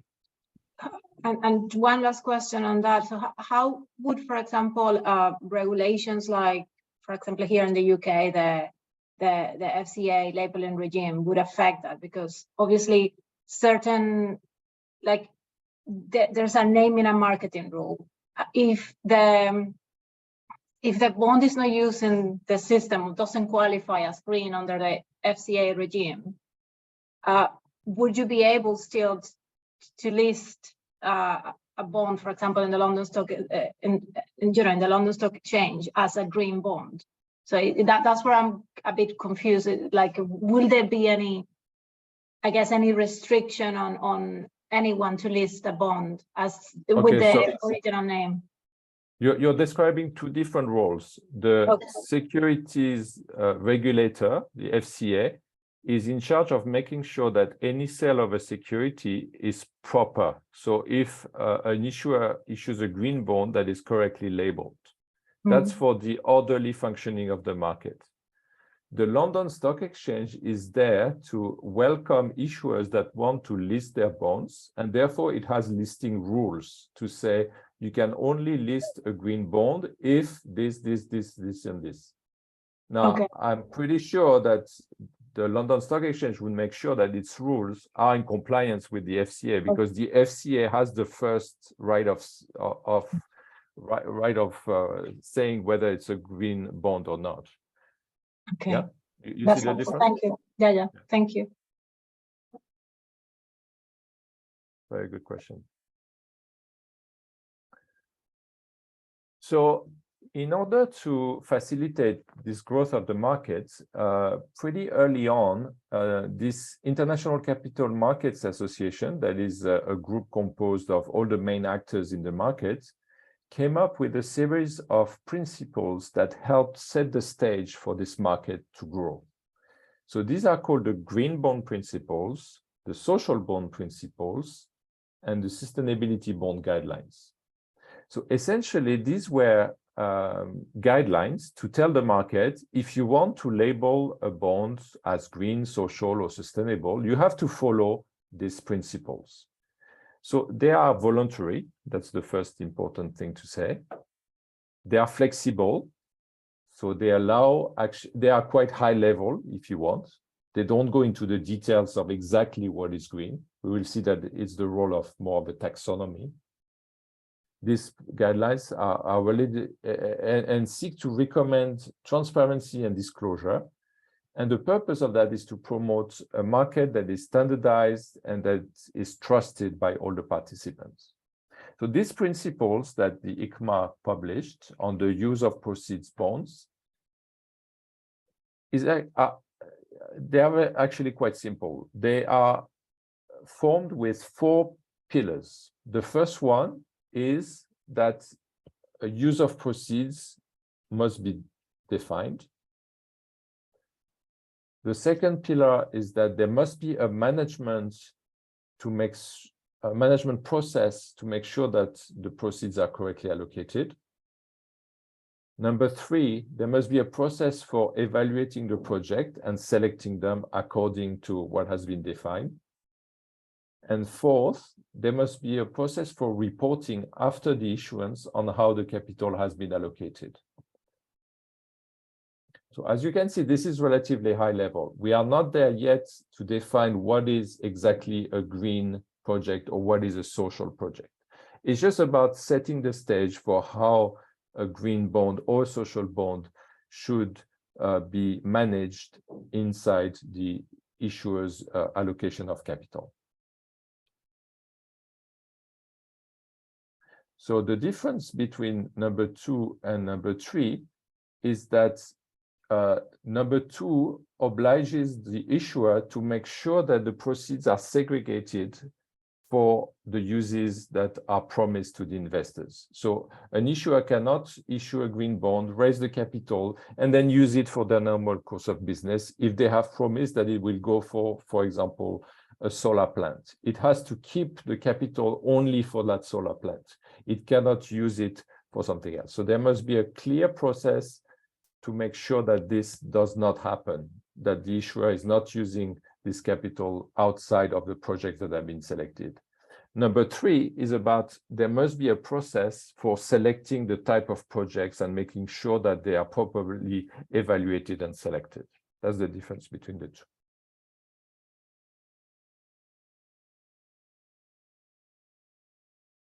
Next. Yeah. So as I was saying, this was the first step to create this market, to create a series of principles to organize the flow of information and make sure that we agree on how a green bond should be designed. But then the very next question was, how should we define what is green and what isn't? And that's where the climate bond standard came in, building on the foundation that the green bond principles had set, by defining an international standard for certifying the green projects and the type of assets that can be considered as green. And when we say green in the language of climate bond, it means aligned with the objectives of the Paris Agreement. And the objective of the Paris Agreement is to keep global warming well below 2 degrees against pre-industrial levels. So then, it is applicable to the green credentials of also the sustainability bonds and the transition bonds. It is based on specific criteria that are backed by scientific evidence. It is made of very clear definitions on what is green and what isn't, with specific thresholds when the technology is not clear, whether it's immediately green or not. And sometimes there is some additional requirements that are necessary to comply with in order for a project to be classified as green. But again, the climate bond standard is totally aligned with the green bond principle. It's just an additional building block. You have the green bond principles that are the basis for this market, and then you have the climate bond standard that comes on top to define what is green and what is not. And the climate bond standard is currently the best practice standard for internal controls, for tracking, for reporting, and for verification. It is a standard that is global, whereas you have additional ones that are more regional by nature. Like in Europe, you have a green bond standard as well. In China, you have a green bond catalog. Even in Indonesia, you have a specific taxonomy for the country. So different regions have developed different understanding of what is green and what isn't. But the one that is global and internationally recognized is the climate bond standard. And as Abraham was saying, a new version will soon come out, version 4.0. It has been evolving over time. First of all, because more and more sectors of the economies have been covered, but also we have discovered maybe some shortcomings or some areas that were not touched by the standards before that needed to be addressed. And that's why it needs to be developed further. What happens if the definition or the criteria of a green bond changes? Will a green bond still be green in the future? So there is this idea that any green bond that has been recognized against the standard remains a green bond, even if the green bond standard has been updated and creates some additional definitions that may contradict or may change a little bit what has been agreed before. So there is no going back on what has been agreed as a green bond when a new green bond standard is issued. Again, it's a matter of creating the trust in this market. So the only little issue that has arisen is that, as I was saying, different regions have developed different understanding of what green definitions are. So just to summarize 3 different approaches on this slide, we have the CBI standard, so the one I've just mentioned, the climate bond standard, which is backed by a taxonomy. It requires an external review by a verifier. This external review by the verifier needs to be published. It is a public document that the issuer must communicate to the investors. Those reviewers that provide this external review must be accredited, so they are approved by Climate Bonds Initiative as a consultancy that is allowed to provide that external review and certification. And the impact reporting is not required, but only the allocation must be reported on, and the eligibility of the criteria of the projects must be demonstrated. in the legal documentation, there must be the mention of how the proceeds are being used. Alongside it, you have the EU Green Bond Standard, which is backed by the European Union taxonomy, which is different from the CBI taxonomy. It's a slightly different approach, but it's still a taxonomy that it's like a catalog of projects that are considered green. It also requires an external review. It forces the issuer to publish this external review. There's a new EU system under the ESMA EU regulator of accreditation for reviewers. The EU Green Bond Standard asks that the impact reporting be done by the issuer, and that this impact reporting is linked to the EU taxonomy. And like the CBI standard, the use of proceeds must be written in the legal documentation. Now, another example is in Southeast Asia. We have the ASEAN standards, which is another set of principles that have been designed that are actually fairly close to the green bond principles. There is a taxonomy that is being developed to back that standards, the ASEAN taxonomy. These standards recommend an external review. It's recommended, not required. But if it is conducted, this external review must be published. There's no accreditation of reviewers, and the impact reporting is recommended. And again, the use of proceeds must be written in the legal documentation. And like I was saying, there are some other examples of other initiatives around the world, like sometimes domestically, like in Japan, there are the green bond guidelines. In China, there is also a regulator in charge of publishing guidelines for certification. There are some other labels as well, like the IFC has published guidelines for blue finance, or in Japan, there is a set of social bonds guidelines, and so on. Cedric, I think, Nicola, did you have a question? I think I saw. Yeah, I think it was more or less answered. But I guess in terms of the different taxonomies that's out there, what is the value in aligning to more than one, if there is one at all? Yeah, that's a good question. So it depends on the types of investors that the issuer is aiming to reach. If it's a domestic issuer, and it wants to sell its bond in its domestic currency, mostly to its domestic investors, then it's useful to have a domestic taxonomy, because that's what the domestic investors understand, and that's what the domestic regulator is likely to have published for the functioning of the domestic market.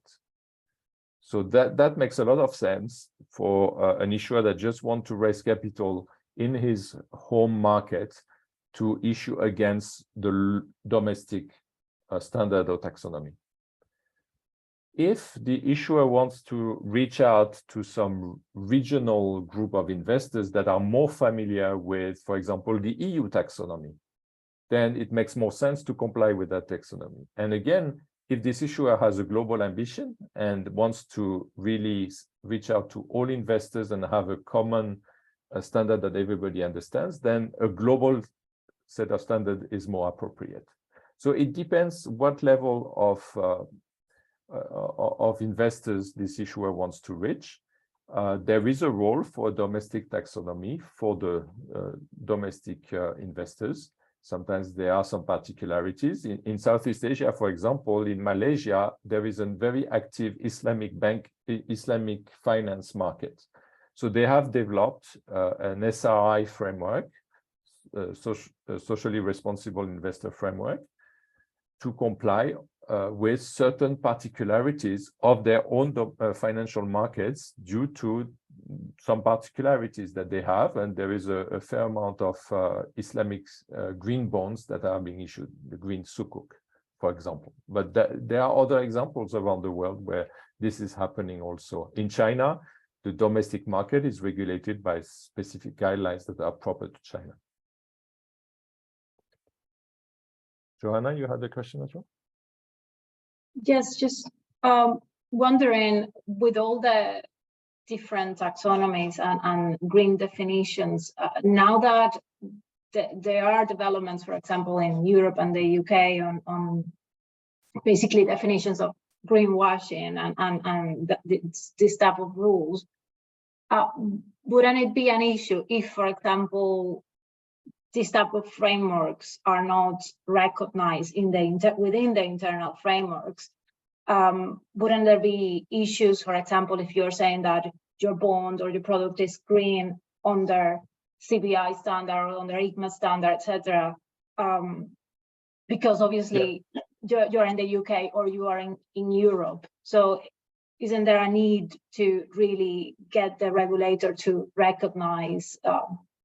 There is a need. There is a need to harmonize as much as we can, but at some point it still makes sense to have specificities that are proper to a particular market, like I was mentioning in Malaysia. So I think you want to allow a little bit of flexibility on that, and a domestic regulator will see it as its responsibility to develop a taxonomy for its market. You have to allow that. But there is an effort to try to get everything to converge.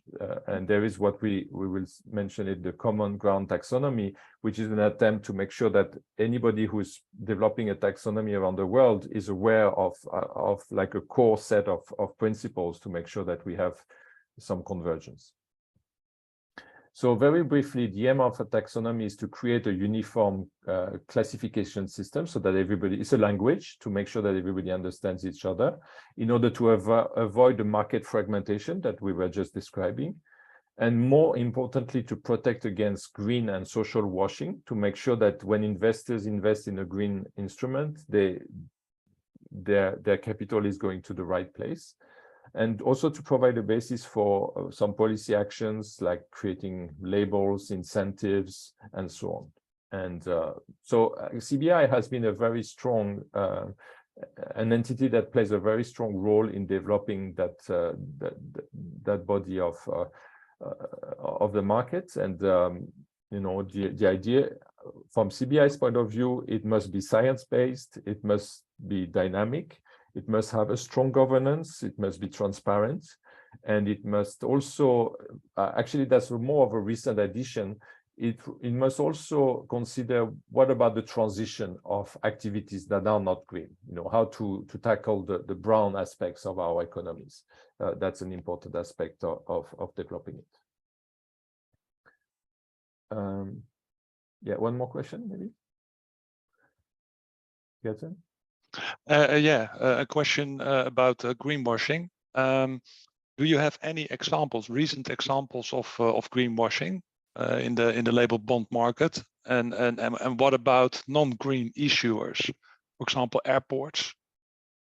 Yeah, I mean, green we have bonds. example. Maybe it's a bit of a long story, so maybe we will keep it for a little bit later, if you don't mind. Okay. We have a few slides to cover, but we will maybe tackle that if we have time. We Okay. have some examples that we could share with you. Okay, thank you. So just this taxonomy that CBI has developed, it's organized by industry segments. So you have energy, transport, water, buildings, land use, marine resources, industry, waste, and ICT. And under each industry segment, you have some subcategories. So where you see a blue dot, that means that there is a criteria that has been published with the work of a technical expert group that has designed specific criteria with thresholds when they are necessary to make sure that only those activities that are green are included. You have a few yellow dots. That's where the criteria is under development. And there will be a criteria soon. And you may actually see that under the industry vertical, you have quite a few activities that at the outset were considered brown, like cement production, steel production, basic chemicals, mining and metals and minerals. And yet we are designing criteria for those activities as well. So that's part of the transition I was referring to. So from defining what is green, we are now also trying to include what is green and what is transition into green as well. So that's an important topic also. So to make things more simple for everyone, what CBI has been using is a traffic light system. So there are activities that are considered automatically compatible with the objectives of the Paris Agreement. So it's a green dot. There are some activities where it's not compatible at all. So it's a red dot. And then there are activities where it's compatible if a certain screening indicator has been met. That's the orange activities. So for example, in the transport sector, you have some transport projects that can be considered green if they transport sufficient number of people, even if they are using fossil fuel. So that's kind of threshold that we set to make sure that, you know, and also some of those thresholds can be changing over time. So for example, the green building criteria requires the buildings to be net zero carbon by 2050. But then from today, there is a gradation down to the level of emission towards this net zero. So they have to comply with a reduction of carbon emissions over time. And yeah, so this document is actually available on the website, and it's a nice way to have a quick overview of the taxonomy to see what sectors are green, what sectors are not green, and what sectors could be green subject to certain thresholds.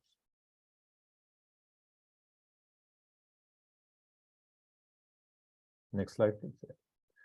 So here are some examples of the screening indicators. In solar, it could be that there's a backup facility that is powered by fossil fuels, but it should not be that more than 15% of the electricity generated. In agriculture, there's a number of criteria that must be met in terms of the reduction in emissions, the use of organic fertilizers, the condition of not having deforested the land over the last 10 years, and so on. Sometimes the supporting infrastructure can be included in the project as well. You have also some conditions for certain technologies that still have some carbon emissions associated with them, but are considered as renewable. So for example, in the hydropower industry, you must comply with the emissions of electricity not in excess of 100 grams of CO2 per kilowatt hour, and so on. So all these thresholds are included in the criteria. If you're interested in a particular sector, you can go to the website, climatebonds.net, go to the standards section, and then find what are those thresholds and what are examples of projects that have been accepted under them. Taxonomies are spreading like a wildfire everywhere. So we have seen a number of countries adopt them as a way to develop the market and to make sure that you know, the market is trusted and transparent. CBI has been supporting a number of regulators around the world to develop those taxonomies. There's still, in some countries, some way to go, but more or less, I think it's fair to say that a lot of the markets around the world have adopted some form of classification to make sure that there's no confusion as to what is green and what isn't.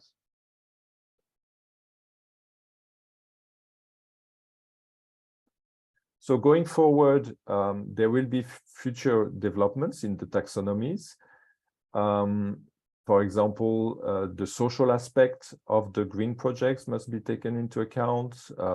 This idea of having a just transition to make sure that the changes that are happening are not impacting too much our social construct. There is also a number of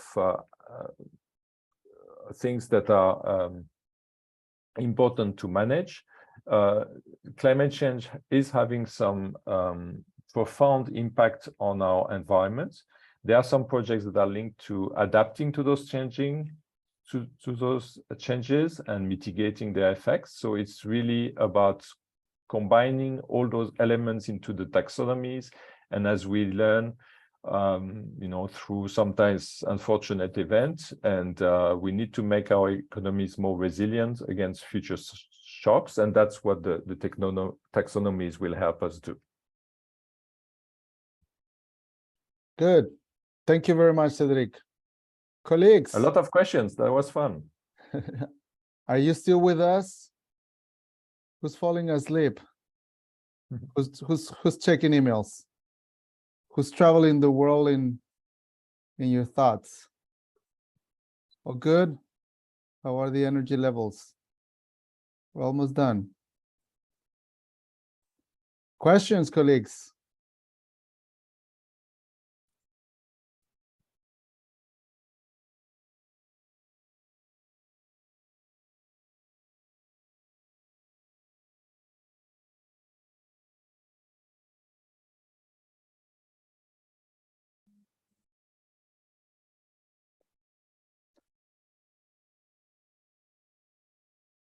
If you don't have questions for us, we do have questions for you. Megan, can we launch the polling question?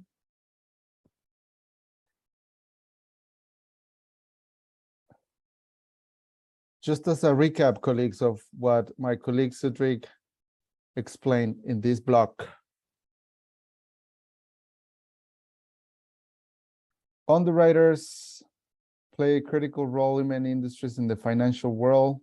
What are some of the common roles of an underwriter in the issuance process of a labeled bond? There are 4 options. Please select the most appropriate one.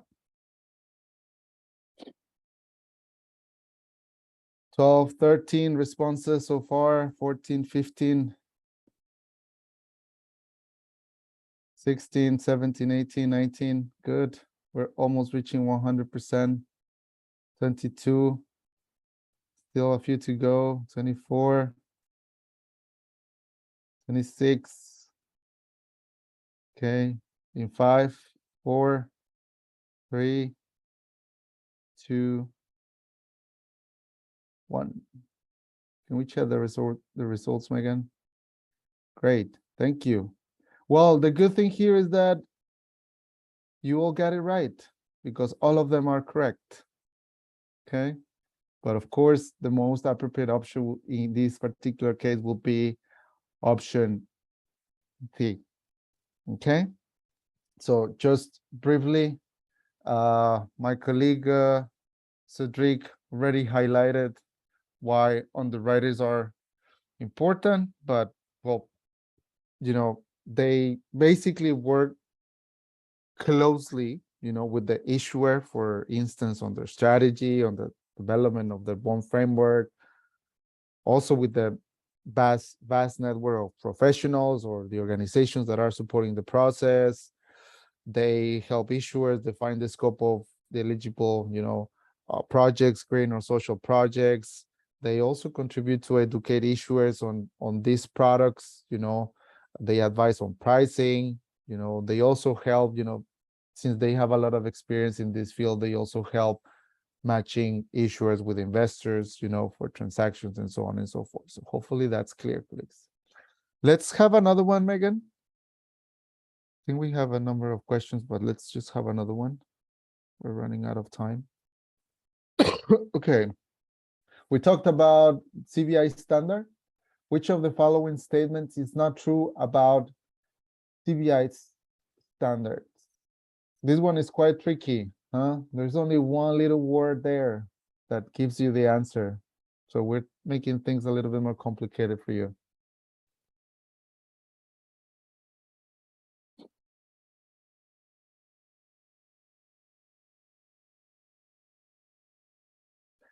I like your faces when you are reading and reflecting about the responses.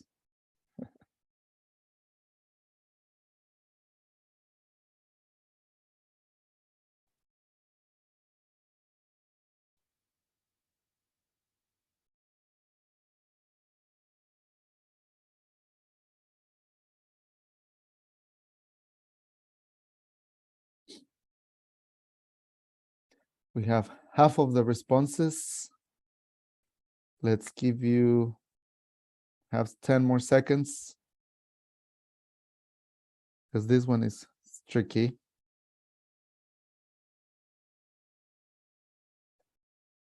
3, 2, 1. Good. Yes, indeed, most of you got it right. The correct response is the second option, or letter B. And why is that? Because although the adoption of CVI standard is voluntary, once you decide to adopt it, to follow it, then all its requirements become mandatory.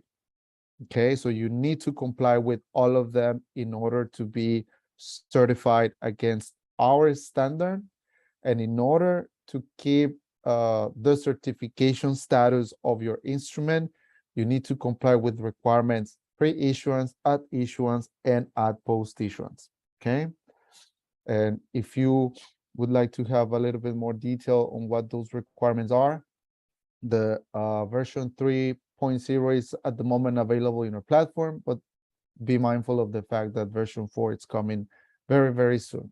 Okay, good. All good, colleagues? Yeah.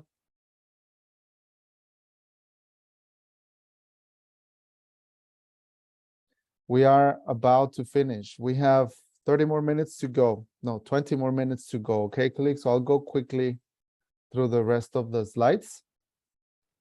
And this is basically a blog where we're gonna talk about a little bit of policy related aspects. Okay.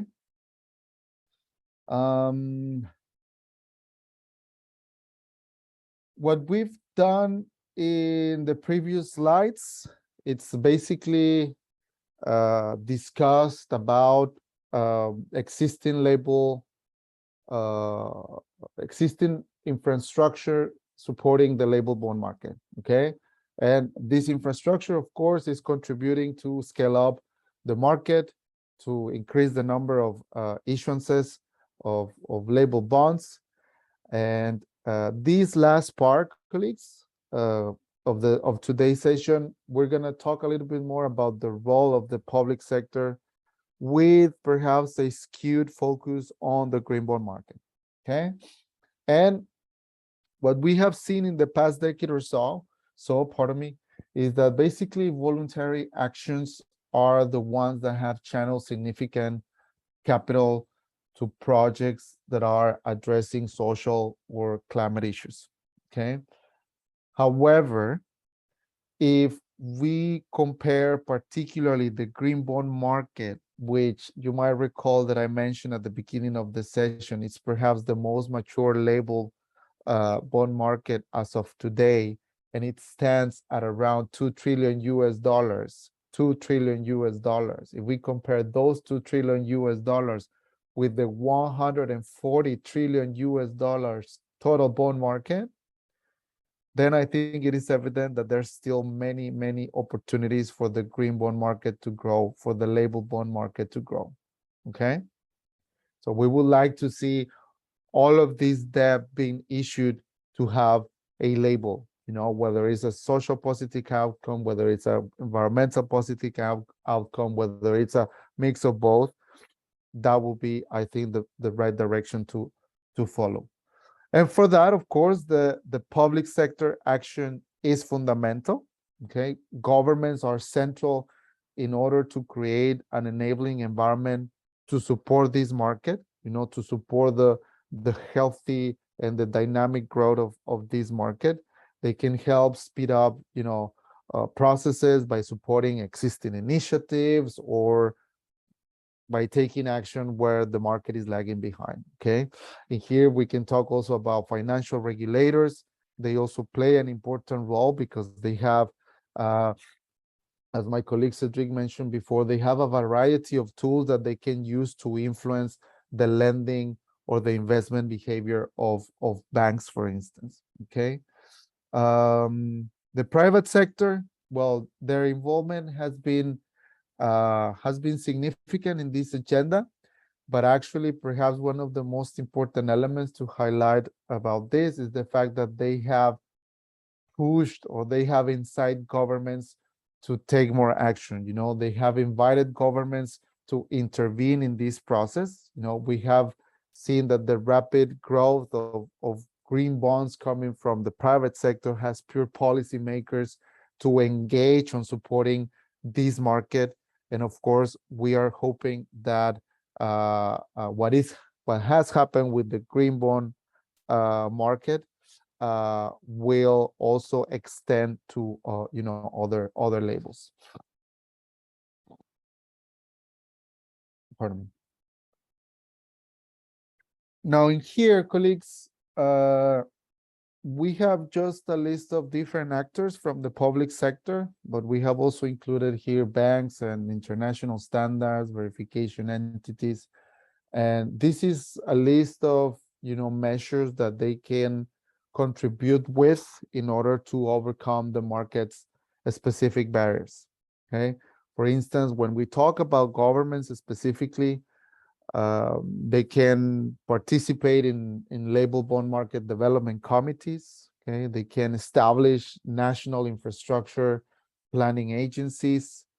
They can issue sovereign label bonds. We will talk about this specific type of bonds on day 3 of this program, colleagues. They can provide tax incentives, of course. They can issue also strategic municipal bonds if we're talking at the local government level, for instance, on transport to finance metro infrastructure, electric buses, utilities projects, for instance. Where I'm based in Paris, France. There are plenty of projects happening at the moment. In the city, you see construction sites everywhere because they are installing either new bicycle stations, or they are opening new metro stations. They are constructing now, if I recall correctly, a cable car in the suburbs. There are also more and more electric buses there. And actually the government is taking opportunity to this for marketing purposes, because they put in a very visible part of the buses that they are 100% electric buses. So those are type of things that governments can support with, for instance. Banks, of course, can work with governments and also investors to develop green and social projects. They can provide credit enhancement, for issuers that perhaps are intending to issue in this format, among other things that you see there. When it comes to international standards and verification entities, perhaps this is more or less the role of the Climate Bonds Initiative. You can see also there are a few measures we can support, for instance, by laying out the objective of standards, reinforcing the monitoring and reporting procedures, clearly identifying projects and assets eligible for financing through these instruments. That's perhaps the role of taxonomy, CBI's taxonomy.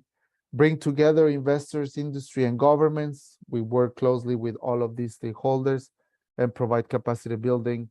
This is what we're doing right now. Okay. This, of course, colleagues, is by no means an exhaustive list of things, but it only serves to, illustrate examples of measures that different stakeholders can undertake to scale up the GSS plus bond market.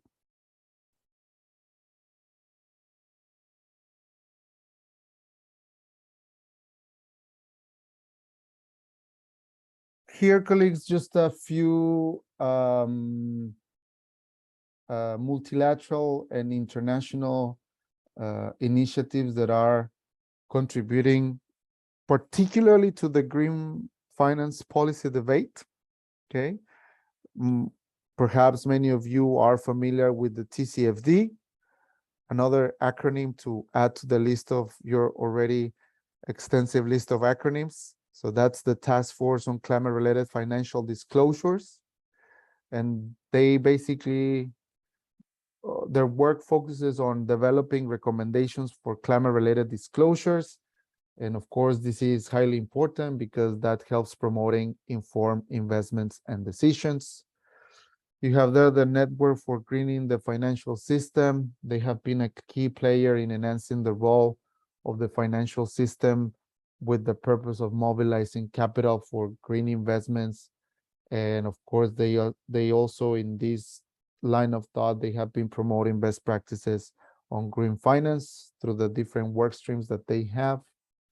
The EU Technical Expert Group colleagues, they have been contributing to the development of the EU taxonomy and the EU Green Bond Standard. You can see there are a few others.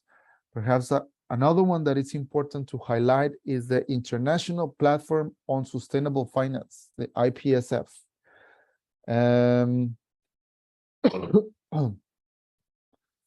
This platform was not long ago launched. Their main objective is, to scale up the mobilization of private capital towards sustainable investments. But perhaps one of the most important activities or work that they have carried out is the project on comparing different taxonomies out there. Okay, they have done a line-by-line comparison with perhaps the most prominent or relevant tools as of today. They have started with the EU taxonomy and the Chinese catalog. They have called that project the Common Ground Taxonomy. It's not a new taxonomy, colleagues. It's just a comparison between those, in order just to make a detailed analysis of where those are interoperable.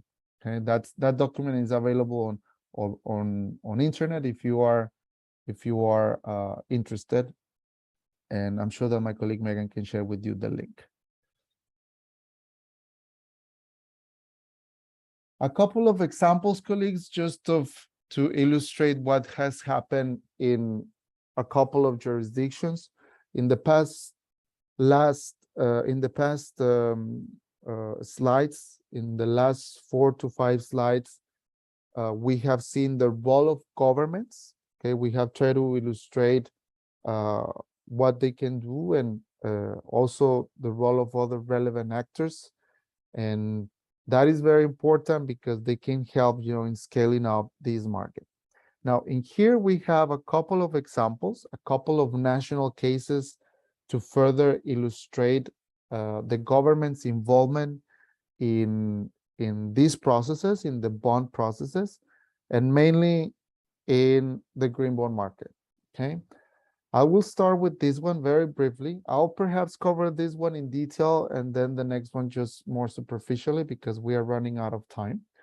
So in here you have China, the Chinese case. And in China, the bond market has been tremendously increasing in the past decade. Okay, colleagues? And this perhaps can be the result of a few reasons. On one hand, there is a strong commitment from authorities to reform, national bond markets in that country. And on the other side, we can say that the Chinese financial market has matured. These two elements, in addition to that country's engagement in the run against climate change, and of course, the needs for huge amounts of funding for that change, these elements have created an invaluable opportunity to use the bond market to finance that country's, the China's transition to a green economy. Okay. Before, Cedric alluded to a catalog, to certain guidelines that exist in that country. And in here you see a timeline that basically illustrates the process that country followed, the institutions from that country follow in order to attain the state of affairs, the current state of affairs in that jurisdiction. Okay. Back in 2012, colleagues, China put in place 2 instruments. The first one was the Green Credit Guidelines, which basically required banks to ensure that environmental assessments were carried out in their lending processes. And then a second one was the Green Credit Statistics System, which basically integrate integrated environmental ratings into national credit ratings for companies. Okay, that's where we can say everything started. Then after that, in 2015, the People's Bank of China, or the central bank of that country, issued guidelines for financial entities as well. Okay, and that guideline already defined criteria and categories for green bond projects. Okay, so this step, we can say, set out the official requirement for projects to qualify as green.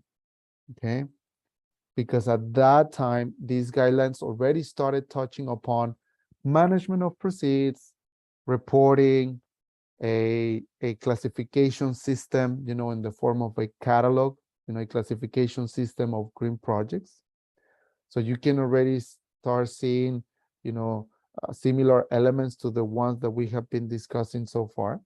Okay, but then they didn't stop there. Other similar guidelines were also developed. You know, the NDRC, the National Development and Reform Commission, they developed green bond guidelines, pardon me, that targeted non-listed companies. Okay, and we also had the China Securities Regulatory Commission, who developed similar guidelines but targeting listed companies. Okay, now this is to give you a sort of context of what the process has been. But lately, these three institutions that I mentioned, the Central Bank of China, the People's Bank of China, the NDRC, the National Development and Reform Commission, and the China Securities Regulatory Commission, they all came together, you know, they all came together to unify the respective guidelines that they produce, and they produce one unique single catalog, okay, which takes into consideration international finance taxonomies, international green finance taxonomies. Okay, so this is the Chinese taxonomy. They call it a catalog because it comes in the form of a catalog. Actually, CBI has been involved in the process of that country. CBI has been involved in the Chinese processes, and we have an English version of this catalog available in our platform if you wish to have a look at it. Okay, and I'm gonna, well, Megan was faster than me, and she has now posted the link on the chat box. Okay, now in the US,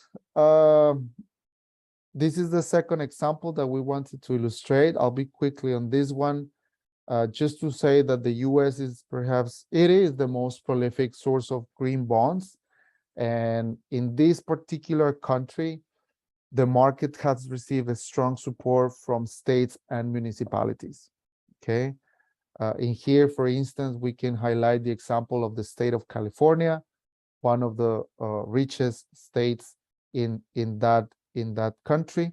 They have created a green bond market development committee, which is hosted by the California state treasurer. Okay, but other states, you know, Indiana, Iowa, Hawaii, South Carolina, they have also put efforts on this agenda. But also important support has come from municipalities. You might recall that when we were discussing basic elements about this agenda, we talk about sub-sovereign bonds, we talk about municipal bonds, local government bonds. So in the particular case of the United States, there have been quite a number of issuances in this format. Okay, municipalities have issued munis bonds, as they are known in the US. Okay, particularly, of course, we can talk about the large cities from that country: Los Angeles, San Diego, San Francisco, New York, among others. For instance, New York has been constantly issuing bonds to finance the subway system of that city. Okay, and they have actually certified their bonds under the climate bond standard. San Diego, the city of San Diego, projects to modernize high school buildings, okay?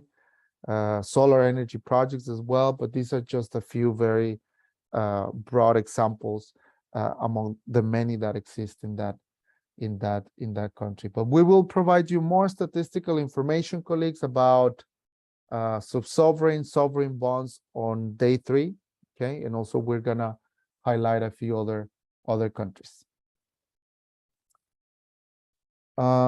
These, of course, are not the only countries where things are happening.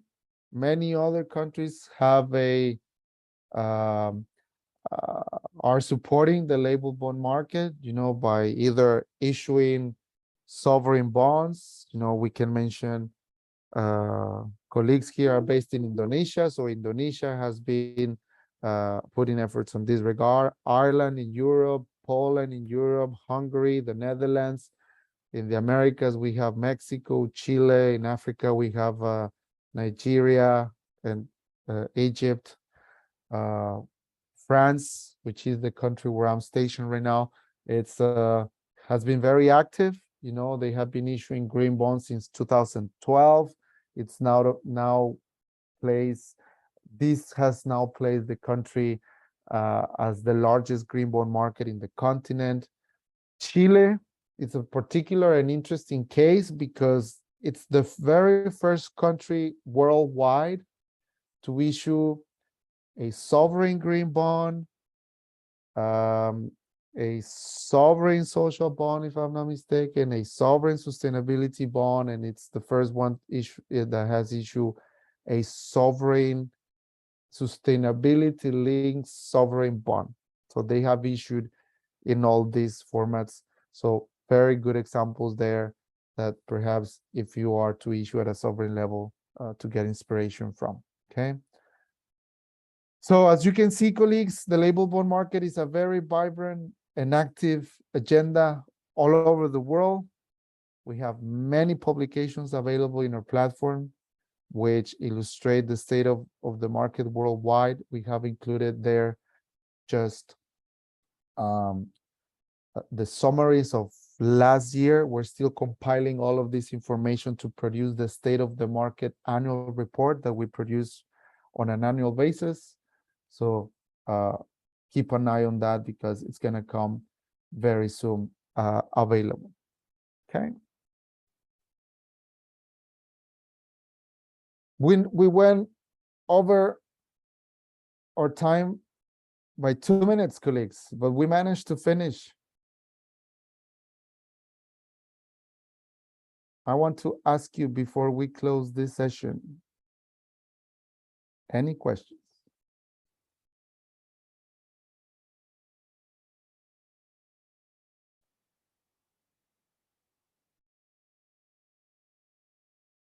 All good, Jimmy? All good, Adriana, Margarita, Alexis, Ambroise, Nicola? All clear? Yes. Good. Okay, colleagues. Yes, Margarita, is that you? Yes. I have the question. I am interested in this framework from UNIDO for a smart sustainable industrial parks. So what would be the recommendation or the kind of bonds in order to design an instrument or a strategy to go for this transition of the industrial parks, because it's green and smart. Mm-hmm. Well, I think that it would very much depend on what your intentions are, Margarita. I think that we first of all will need to understand specifically what are the type of projects that you are intending to finance. If it's about innovation, are we talking specifically about a project that you have in mind? It's green energy and smart grids. So in that sense, I think that it makes sense, to focus on the green label. Why? Because those are projects, with environmental positive outcomes. tomorrow, what we're gonna do, Margarita, and perhaps we'll provide you more clarity, is go through the steps of issuing a green bond, okay? Okay. And in those steps, we're gonna take you through each of the sections in the green bond framework where you'll have to provide information to clarify, illustrate, and provide details of your projects, okay? We're gonna go through each of those sections. We're gonna have an exercise as well. So tomorrow, perhaps you're gonna have more clarity on how you can hopefully, issue a green bond to finance the projects, which by the way, just by hearing the names of them and the focus seems suitable for these instruments, okay? Okay, thank you. Colleagues, anyone else, quickly? If that's not the case, tomorrow, if you think of anything during the rest of your day, if you have any questions, if you have dreams about green bonds, if anything is not clear, or nightmares even about green bonds, just come and share those with us. We'd like to have a moment to clarify anything from today's section tomorrow at the beginning, okay? And I'll stop here because Megan needs to share with you something, right, Megan? Yeah. Thank you very much, everyone, for being here with us today. Hopefully my voice is better tomorrow, if not by a robot. But yeah, I hope you have a great day. I'm going to send an email with the exercise. So if you could take 5 minutes of your day today or tomorrow, depending on what time zone you're in, to read the exercise, that would be great. It's really useful to come prepared to the session. And like Abraham said, if you have any questions, let us know too. So have a great day, everyone. And we'll see you tomorrow, same time, same place. Thank you very much, Okay. everyone. Thank you. Bye. Have a good rest of your day. See you tomorrow. Bye-bye.